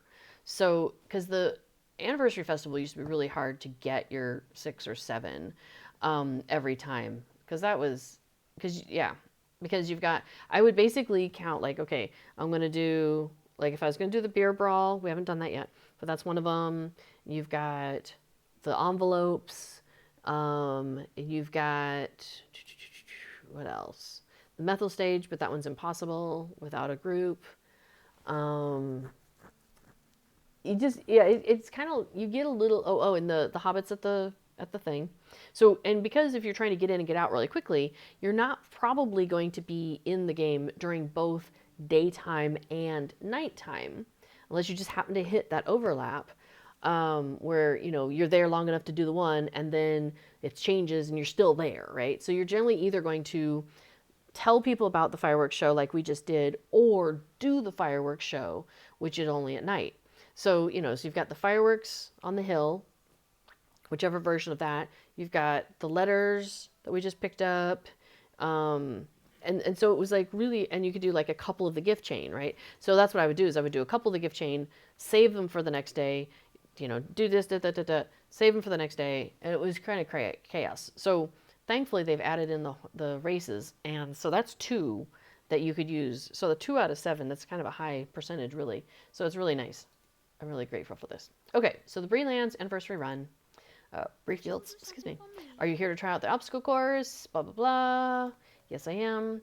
Okay, so here we go. We're going to give this a shot. And I will be a little distracted by this, but I'll try to talk you through what I'm doing. So I'm a short person, so I have to ride a pony. I'm going to begin the race. Now, technically, you can go around that first one. Sometimes I do, sometimes I don't. Gotta jump this one, gotta jump this one. Jumping is the hardest for me. I'm on auto run.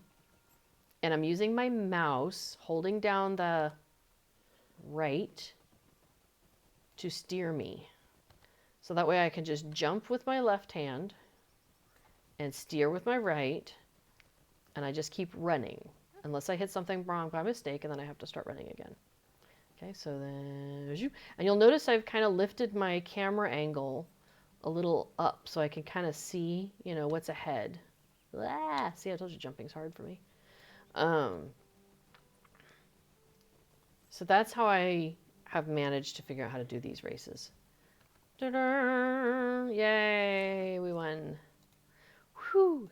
What can I do for you? So with these horse races, I don't, if you haven't done it before, the racetrack always has, because some people are like, the horse race is hard, I don't want to do it. And I totally get it, because the first couple times, more than couple, the first couple years when I was playing, I had a really hard time with this. But then I guess I kind of got the rhythm of it or something. Okay, so what you're going to have, and the Bree one is set up like this, is you're going to have these obstacles to jump over, you're going to have obstacles to wiggle around, and you're going to have like a narrow thing to ride your horse over water with a second one, so you have to jump and get on the second one and finish. If you do that, you get a burst of speed. If you fall, you get stuck in the mire. So let me show you like on here. So you can zip around this if you want to.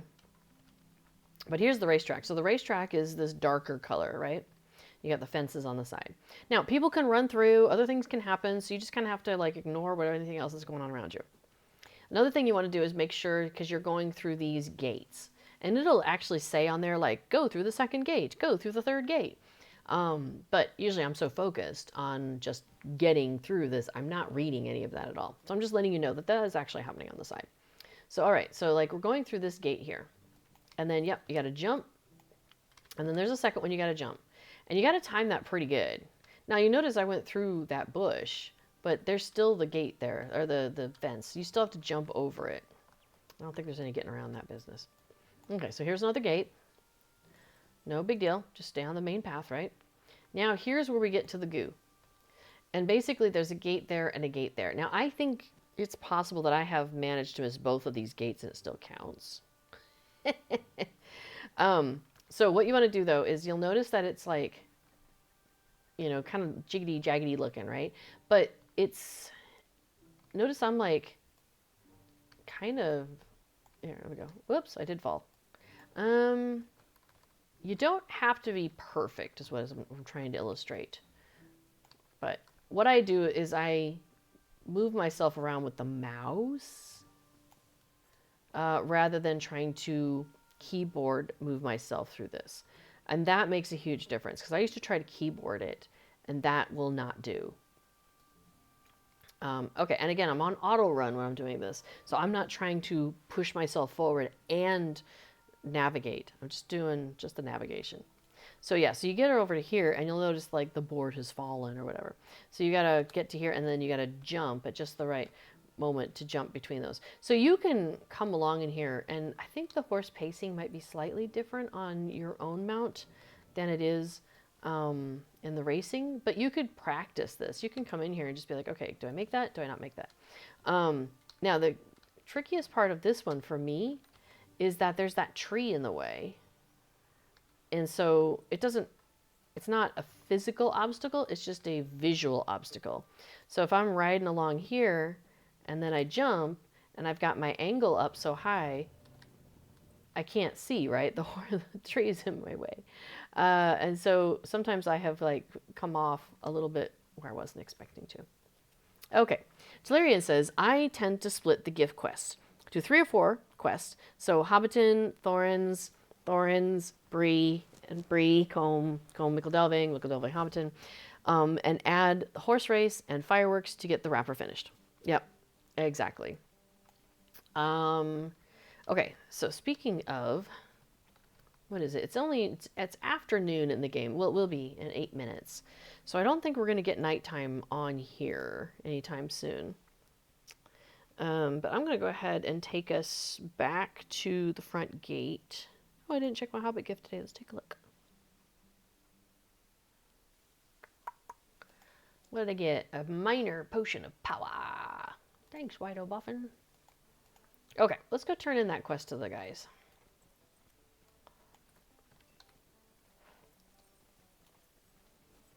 So the fireworks quest that happens at night here, the way that works is you'll go to the fireworks guy. Here, I'll show you in a second. If it's evening time in the game, because the game is split between daytime and nighttime. So noon, afternoon, those are considered daytime categories.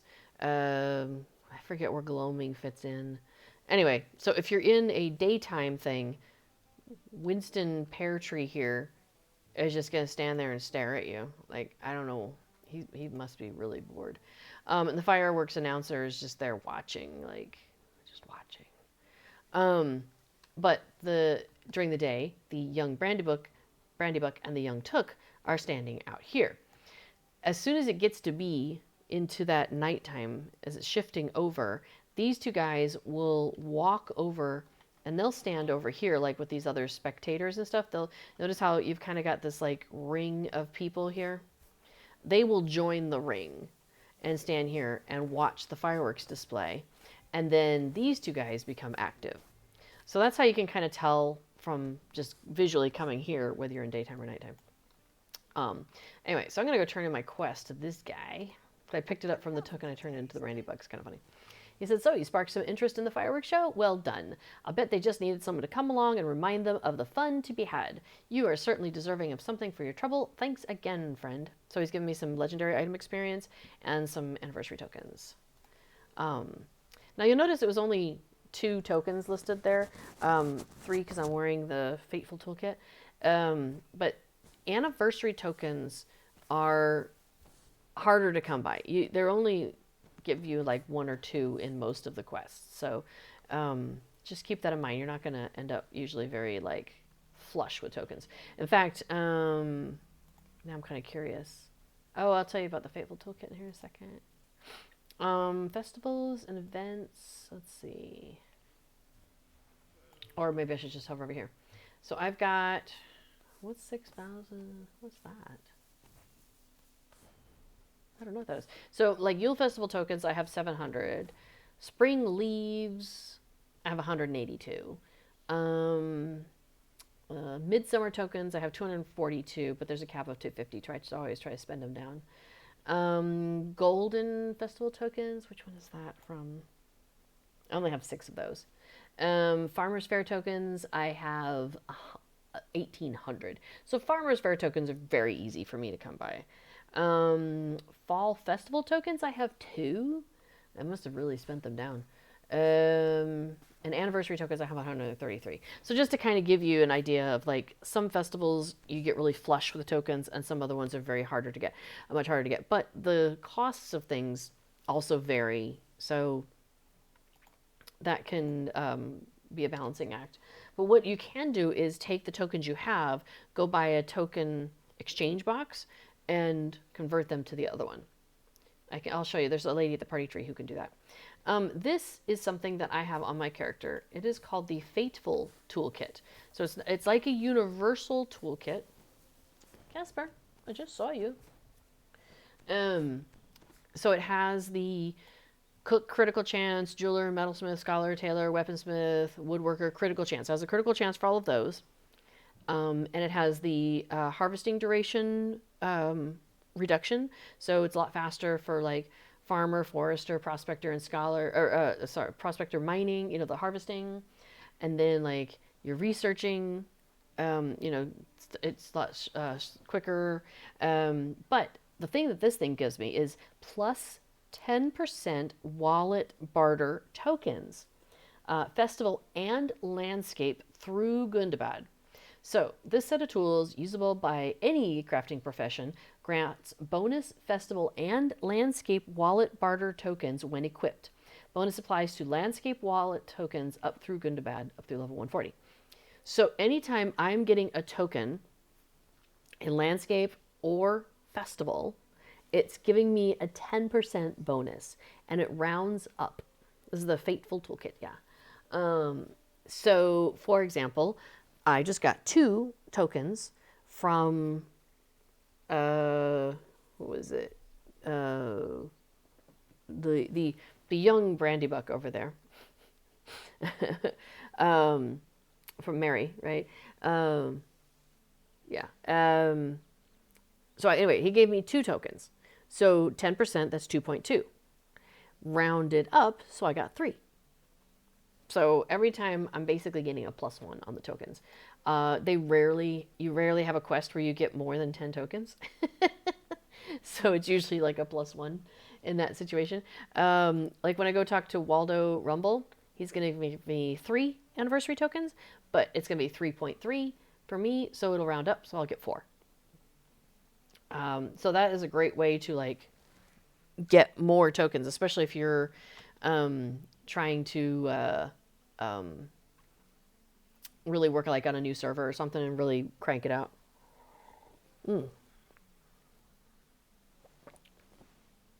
Waldo Rumble is back. Bill Slawski asks, where's Waldo? He's at the party tree back in Hobbiton. Hi.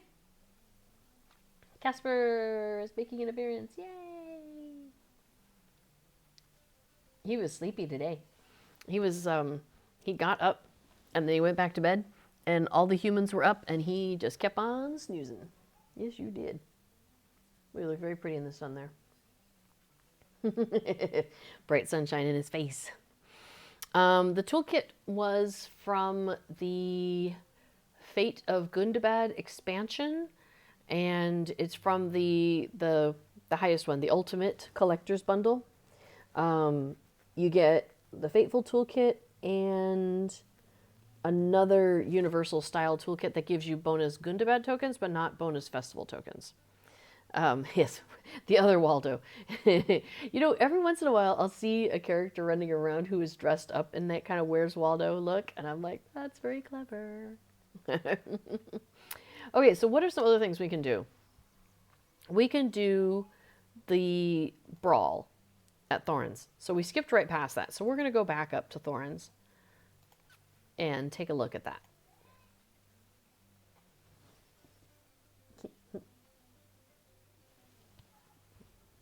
The Waldo in the picture, yes. I do not know where those... I am not necessarily good at finding the Waldos in the picture. Okay, so remember we're going into the festival arena on this side.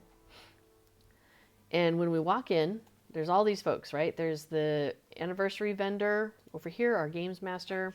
So we can spend our tokens and get cool stuff with him. And over here we have another games master. But this games master is not selling us things. He is the one where we get the quest. And so you can, when you first talk to him, the only quest you can get from him is the basic one. And the basic version of this quest, it says, it requires you to impress us all with your amazing strength.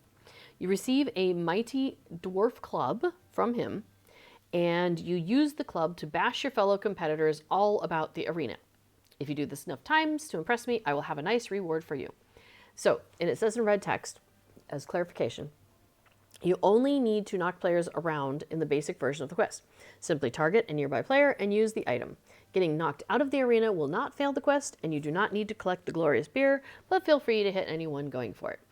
I don't do that because I find that really rude to hit somebody going for the beer, but whatever. Okay, the intermediate version, which you don't ever have to do, you can skip straight to the expert once you've done the basic. But if you want to do the intermediate one, you have to be careful not to leave the arena at any time. So try to maneuver away from other players who may be able to knock you out of bounds. You'll still need to hit enough other players. Simply target a player and use the item. You do not need to collect the glorious beer. Okay, so you'll never guess what the expert one is. Stay in bounds and collect the glorious beer. So what is that all about? All right, we'll try expert and see how it goes. So I am going to get a club. And awesome, it should be on my bar. Yep, there it is. Because I had my inventory open when I did that, so it's all good. Now you should slot your club as a skill. The fight will begin soon. Okay. So there's this area. So basically, ooh, Affodil's here. Oh, that's convenient. any area out there, like basically if you've sloped up to get to it, it's out of bounds. If you get hit once and you're kind of near the center, you can kind of steer yourself while you're in air, and land yourself back in this kind of center area. If you get hit like twice at once, like bam, bam, like two people hit you, it will compound. Yeah, and Aaron Bard says there are some folk who can launch you into next week. It's basically what happens is if two people hit you at pretty much the same time, it goes bam, bam. You get hit by the one and then hit by the other. And so normally you fly up to, I don't know, about this kind of a height or so. But if you get hit twice, like I have actually gotten up into the rafters because I got hit like 3 in a row or 3 right together. It was crazy. And it's, point is, it's really annoying to get hit out of bounds. I don't like it. It makes me sad. So hopefully that won't happen today. So we have a festival announcer, the bar fight announcer over there. And he's going to tell us when we have like a minute left. And then he's going to be like, hey, are you ready? Let's go. That kind of thing. So we'll kind of hang out and wait for it. There we go. 1 minute until the bar fight begins, friends. Oh, Affadil just went offline. Dang it. I was going to go use her as a target. Okay, which means I got a target with these guys. So you can see I got a ring around me because I have it turned on that you can see what your target is targeting. This target is targeting me. So he and I will likely hit each other. But there are 3 of us here, which is unfortunate. I like it when it's an even number and you can just pair off. So that person doesn't appear to be targeting anybody yet. Yeah, and John D does point out that everyone is usually really nice when they're done and waits around to make sure everyone gets the quest done. Because, as I pointed out before, like if you leave this area, you fail the quest. You have to hit people to fulfill the quest. If there's nobody in here, you can't do the quest. So what could happen is, a person might finish and they leave. The next person might finish, they might leave, and then next thing you know, you could be the last man standing and there's nobody to hit, and that would be very disappointing. So generally people are pretty good about hanging out and making sure that, everybody gets somebody to hit. Because so you see I'm at 4 out of 8. Oops. I kind of thought we might do a little triangle there, but no, it looks like we're pairing off again. Oh well. Uh-oh, where'd the other guy go? Oh, okay, he's probably getting the beer. So the beer appears on one of the 4 tables. So that one, uh-oh, just froze up for a second. There we go. So this table, that table, that table, or that table. Yeah, let me go ahead and hit this guy real quick. Whee! Okay. I do need to see, notice how he's jumping up in the air? That's usually the kind of symbol for I have finished. You can hit me and it doesn't matter. Let me get the beer. All right. So now it says talk to Gisley Strong Club before the time expires. I'm good. I'm good, thank you. So yeah, so jumping up and down is kind of like the symbol because it's a serious business area. And notice how we're glowing now? That's because we had the beer. It's funny. It's serious business in here. So there's no emoting. So we can't be like cheer or we can't do a thank or any of that business. So you can say, you can do say. And so things might appear in say, but if you're not paying attention to say, you might miss out. So anyway, so what you do is you jump in the air to indicate that you are done. And then people know, oh, I can hit you and it's not going to like mess up your quest or anything like that. So that's really nice. So yeah, Megan said, I had to grab lunch during a large portion of the stream. I'll have to rewatch this video on YouTube later. You really helped me with good tips for the winter event. Oh, well, good. I'm glad that worked. I'm glad that was helpful. I try to, yeah, just at least vocalize what I'm doing and why I'm doing it and how that helps me with, getting doing my festival stuff. So yeah. And John D says, them hobbits sure do fly high. Yeah, it seems like it, doesn't it? Oh my gosh, it's really funny when you have a cosmetic pet because sometimes they'll just like stay on the ground and wait for you and stuff.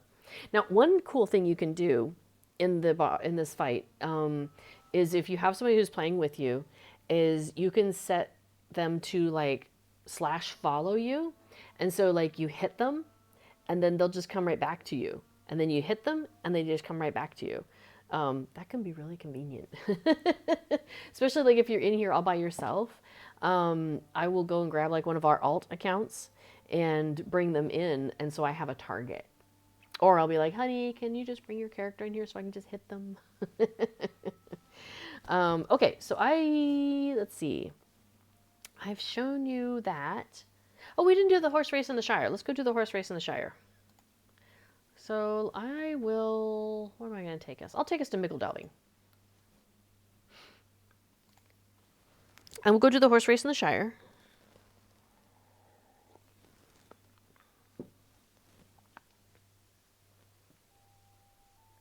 I was just thinking, Fibro Jedi's Guide, which here, let me share that again.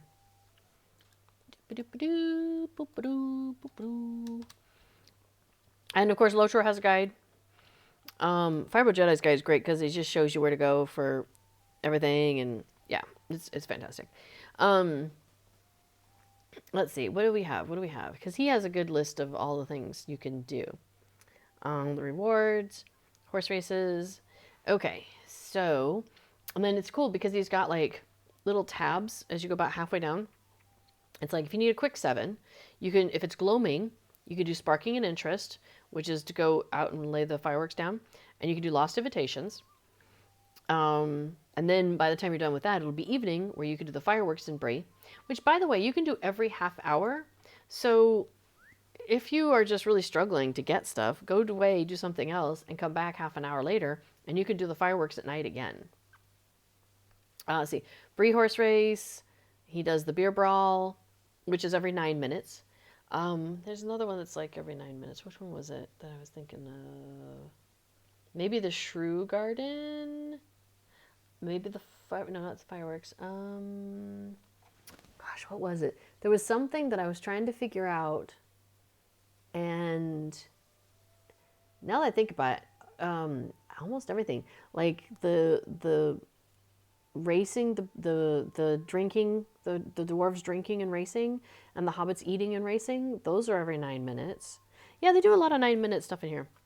Okay, so Mickledalving horse race, and then back to Bree for fireworks and Bree, because it's probably been half an hour by then.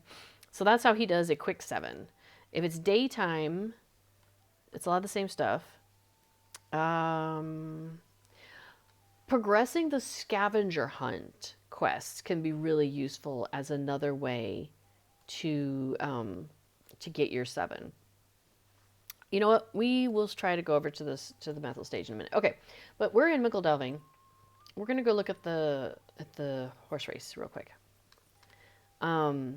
Yeah, that methyl stage is so hard. I've tried it with 3 or 4 people, and we still didn't succeed. So the only time I have succeeded has been. Am I going the right place? No, I think I veered off. I should have just come here from housing. I know how to get there from housing a lot easier. Oh, here's the course. The only way I've succeeded is when we go after Green Dragon Friday, like the whole group goes out and does it, and then we succeed.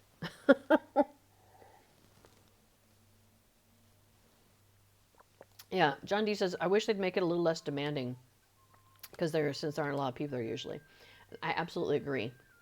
I do find that one really hard. Okay, so again, here's another bridge set where you have to, be on the bridge, and then you get to here and you have to jump to here and then continue on. And then, a gate, but again, it's on the main road. So as long as you are following the main road, you'll make the gates. Another thing to jump. This bridge is nothing. It's just a road. So you don't have to stress out over that. Just stay on the road. Generally, I stay on the road. Now, what you can do is if you are getting close on time, in both this one and the one in Bree, excuse me, I got a little something, is you can kind of like, hug the side to try and get more of that, cut off more of that angle. Okay, so we're going to give this one a try. So, the Delving Fields Anniversary Run. Only the most spirited rider should even attempt such a feat. Now, it's kind of fun. You'll see that there's race horses and race ponies, and you'd be like, which one am I supposed to take? Well, I can tell you, if your character rides ponies, it will only let you take a pony. If your character rides horses, it will only let you take a horse. So it self-sorts you. Like if I try to take the racehorse, it's going to say, your race is not compatible. So I click on the pony instead. Here we go. By the way, actually, let me pay attention here. Okay, so again, I'm on auto run, but I'm steering with the mouse. Woo! And trying to jump, which I'm terrible at. So just hang on. So some people jump over the little pieces on the side of those wagons. I do not. Okay, go through this. Now, here's a little trick. Go through the gate and then go around this thing. Oh. Now back to the gate. Gotta jump. Crisscross will make you jump. And then jump. And you'll notice I almost clear that first board in that jump. So you can come pretty close to the end of that first board when you make the jump if you do it, if you catch it at a good time. Okay, and there we go. Yay! We made it. Oh, hi. Sorry, I don't mean to be standing on top of you on my horse. On my pony. It dismounted me again. That's hilarious. Okay. Let's go to the Methel stage. And you know what? I'm going to go there by just taking my milestone to Hobbit and Bywater because it's close. It's closer to that than... Because I want to go like here. Yeah. And I'm like over here. I'll just zip down. What was I going to say? Oh, anniversary. It is the anniversary right now. And one of the things that Cord likes to do, Cordovan, the SSG community manager, is he likes to go around and, oh my gosh, I totally didn't even notice that one sticking in there before. Okay, anyway, sorry. He likes to go around to the servers as part of the anniversary celebration and like show up somewhere and drop a whole bunch of fun goodies. And sometimes like he'll drop a big beastie and everybody has to attack it, and it's really fun. And so he did that at last year at like the Bree Land Festival grounds, and that was really cool. So he wants to do it on Fridays during his stream, but last Friday didn't work out for some reason. I think he had to like get back to work and he wasn't able to do it because it takes a number of hours. Because you're at a server for like 20 minutes, and then there's the transition time, and then you go to the next server. And there's like, 10 servers? So that's not a 1-hour job.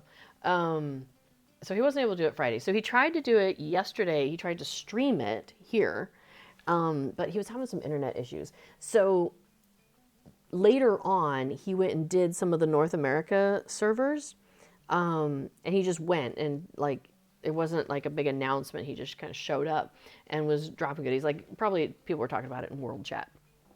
So my understanding is he's trying to go to like maybe the legendary servers and the EU servers today sometime. So I'm gonna guess that would be any time now.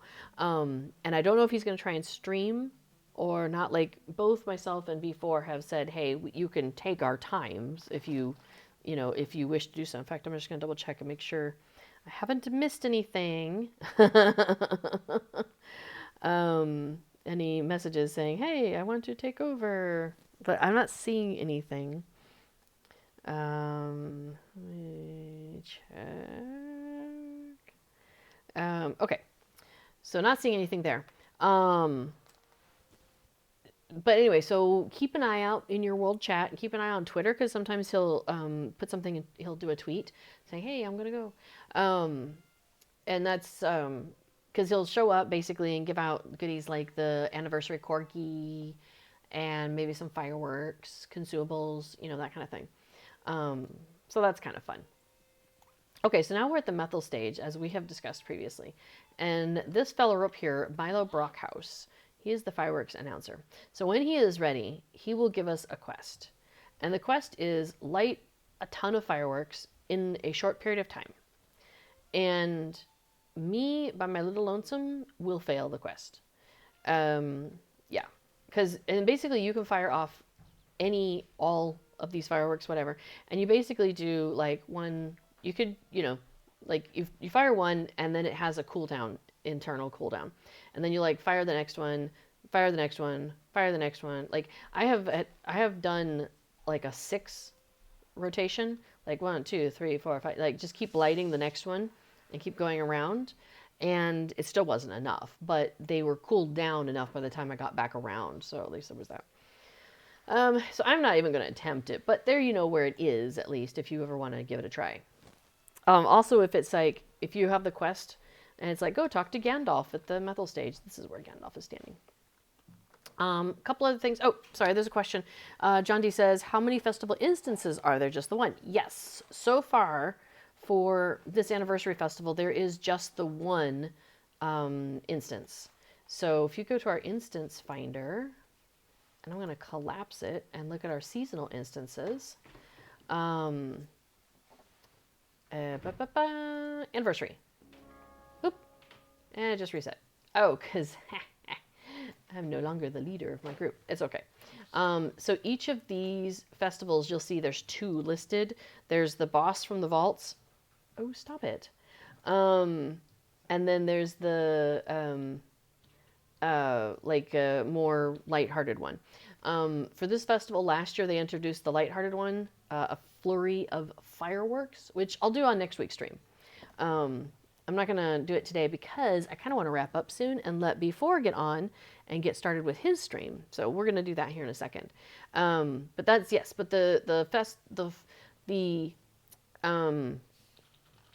sorry, thank you. The instance also counts for your daily wrapper.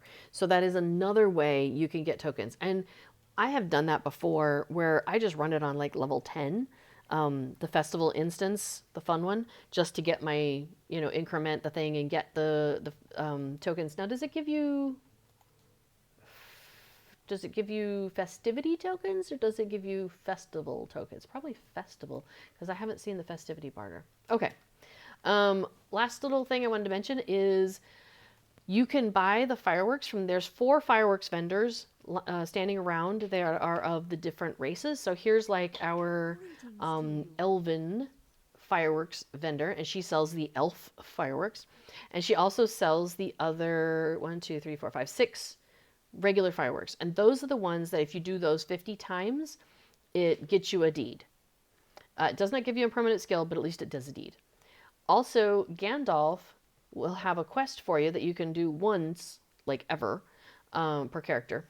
But he wants you to light a red firework here, light a purple firework here, and you do those different things. And so you'll need those fireworks that these fireworks vendors are selling, or have your scholar make them. But it's easier to just buy them off these vendors. So you'll want to get those fireworks, and you might as well go ahead and just get a stack of 50 and work your way through them. Just make sure you save 1 for each of those places that Gandalf sends you to. Let's see.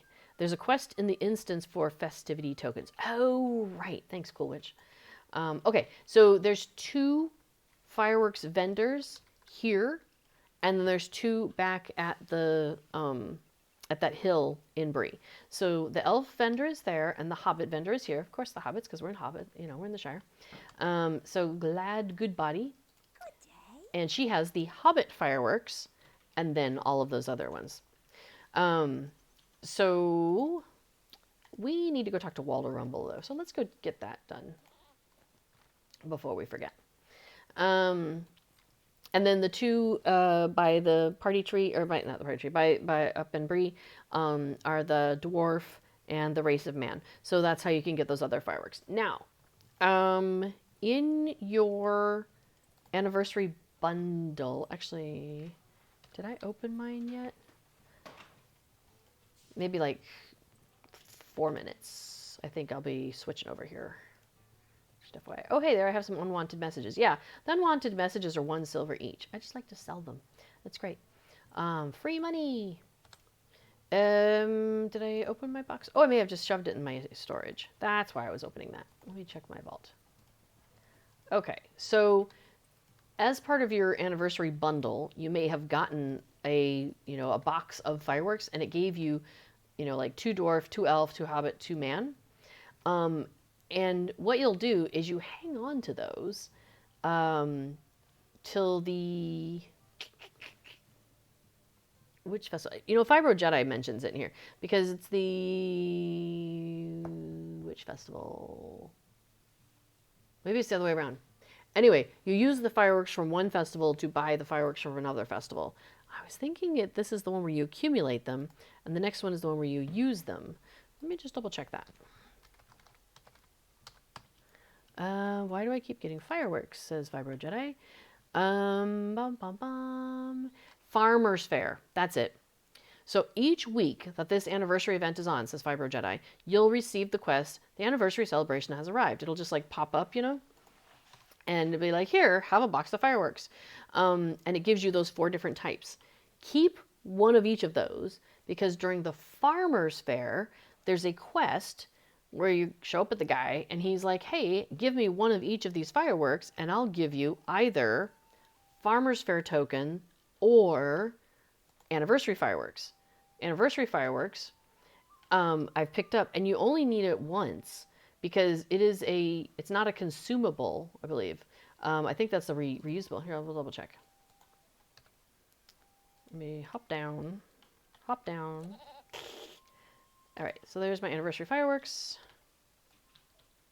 Let's take a look at it. Aw, doesn't that look cool? And look, they're still there. So yeah, it's a reusable. It's not a skill, but it's not consumed, which is fine. So since I've already got them now, I don't need to keep accumulating them. So what I do is I just turn in one set of each of the fireworks and get more tokens. Okay, here I'm going to turn in my wrapper. Woo woo. And it looks like I have done it for 3 days in a year in a row. Hooray, good job. I've celebrated for 3 whole days. Maybe even 3 partial days. LI experience, figments of splendor, other groovy stuff, and 1,000 virtue experience. Woo woo. And now he's gonna be like, hey, let's do this again. 3 more days. Okay, I'm on it, buddy. Thank you. Okay. Let's see. Oh yeah, Cool Witch. Thank you. Farmer's Fair. You use them. Thanks. Aaron Bard asked, do all characters get the same anniversary bundle, or do VIPs get a better one? Nope, it's the same. Everybody gets the same thing. Like fruit of the month. We all get the same thing.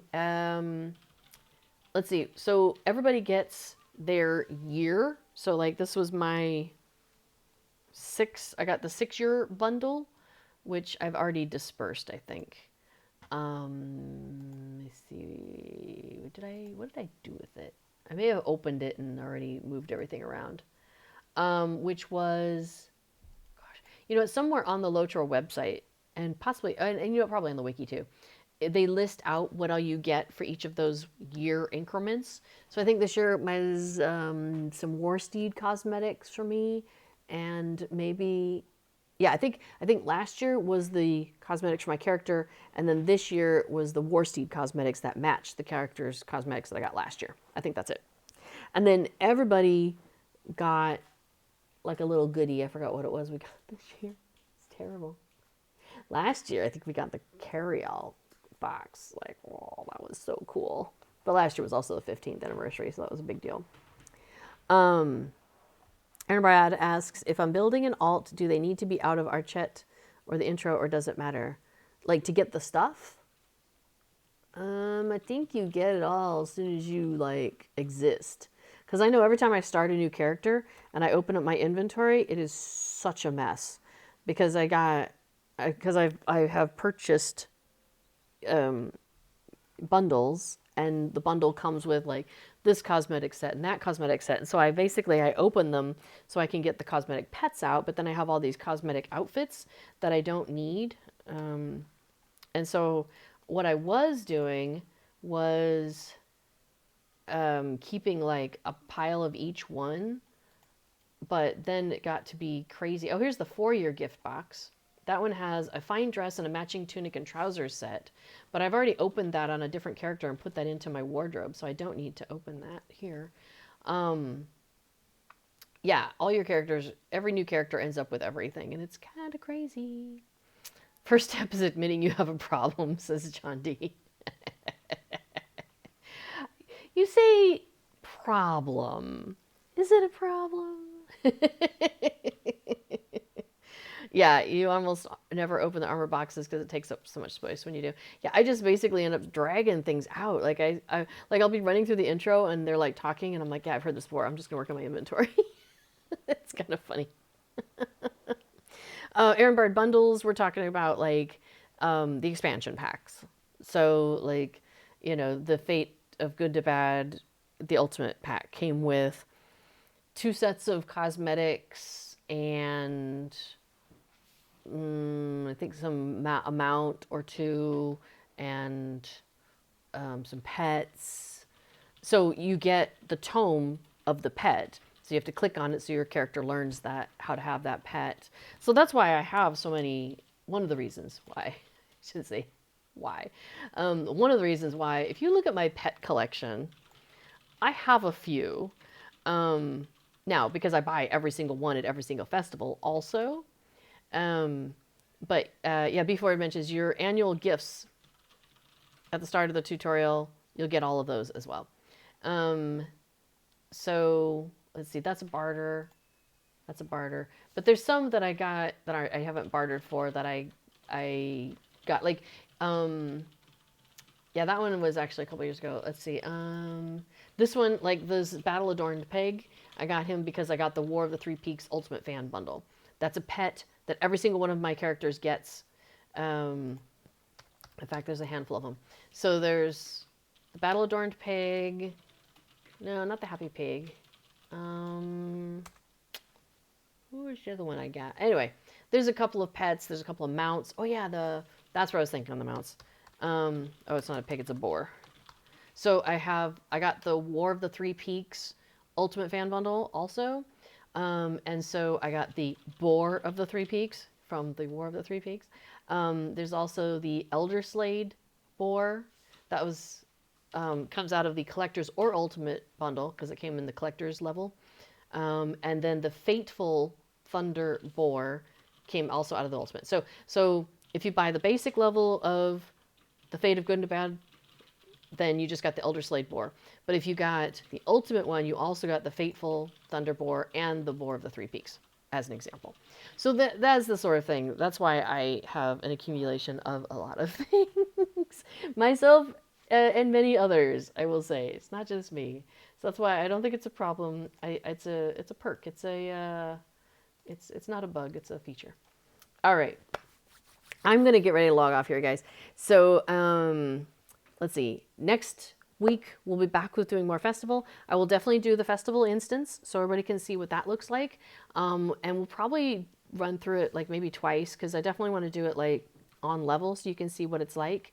And like what's the festivity, I'll do all the things. Yeah, Aaron Bird says, I don't suffer from a collecting addiction. I enjoy it thoroughly. Exactly. Right? I do enjoy it. Speaking of collecting, my cats have run off again. Oh, well. Oh, he's on the couch. Oh, he's disked up on the couch. He's sleeping. Oh, you can't see it. I might rearrange things a little bit so the couch is a little further out so we can see the cats on screen. All right, I'm going to get my orange on, although it's a couple days early. Yes, King's Day here, Koningsdag in the Netherlands is in 2 days. So I'm getting all my orange prepared. We're going to have a good time. So yes, that'll be fun. Thank you everybody for coming along and engaging and enjoying joining me on our little travels around doing the festival. Definitely be back doing more festival again next week because that is always fun for me.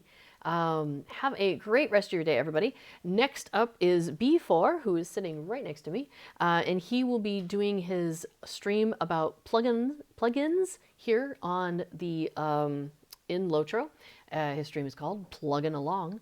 Funny, so creative there. I love it. So feel free to stick around. I'll be in the chat. And if you have anything you want to talk about, and you can always derail him from plugins and talking about anything LOTRO related. So, yeah, have a great day, everybody. And I will see you next week. And in the meantime, stay connected to that Hobbit side of your heart. All right, take care. Bye bye.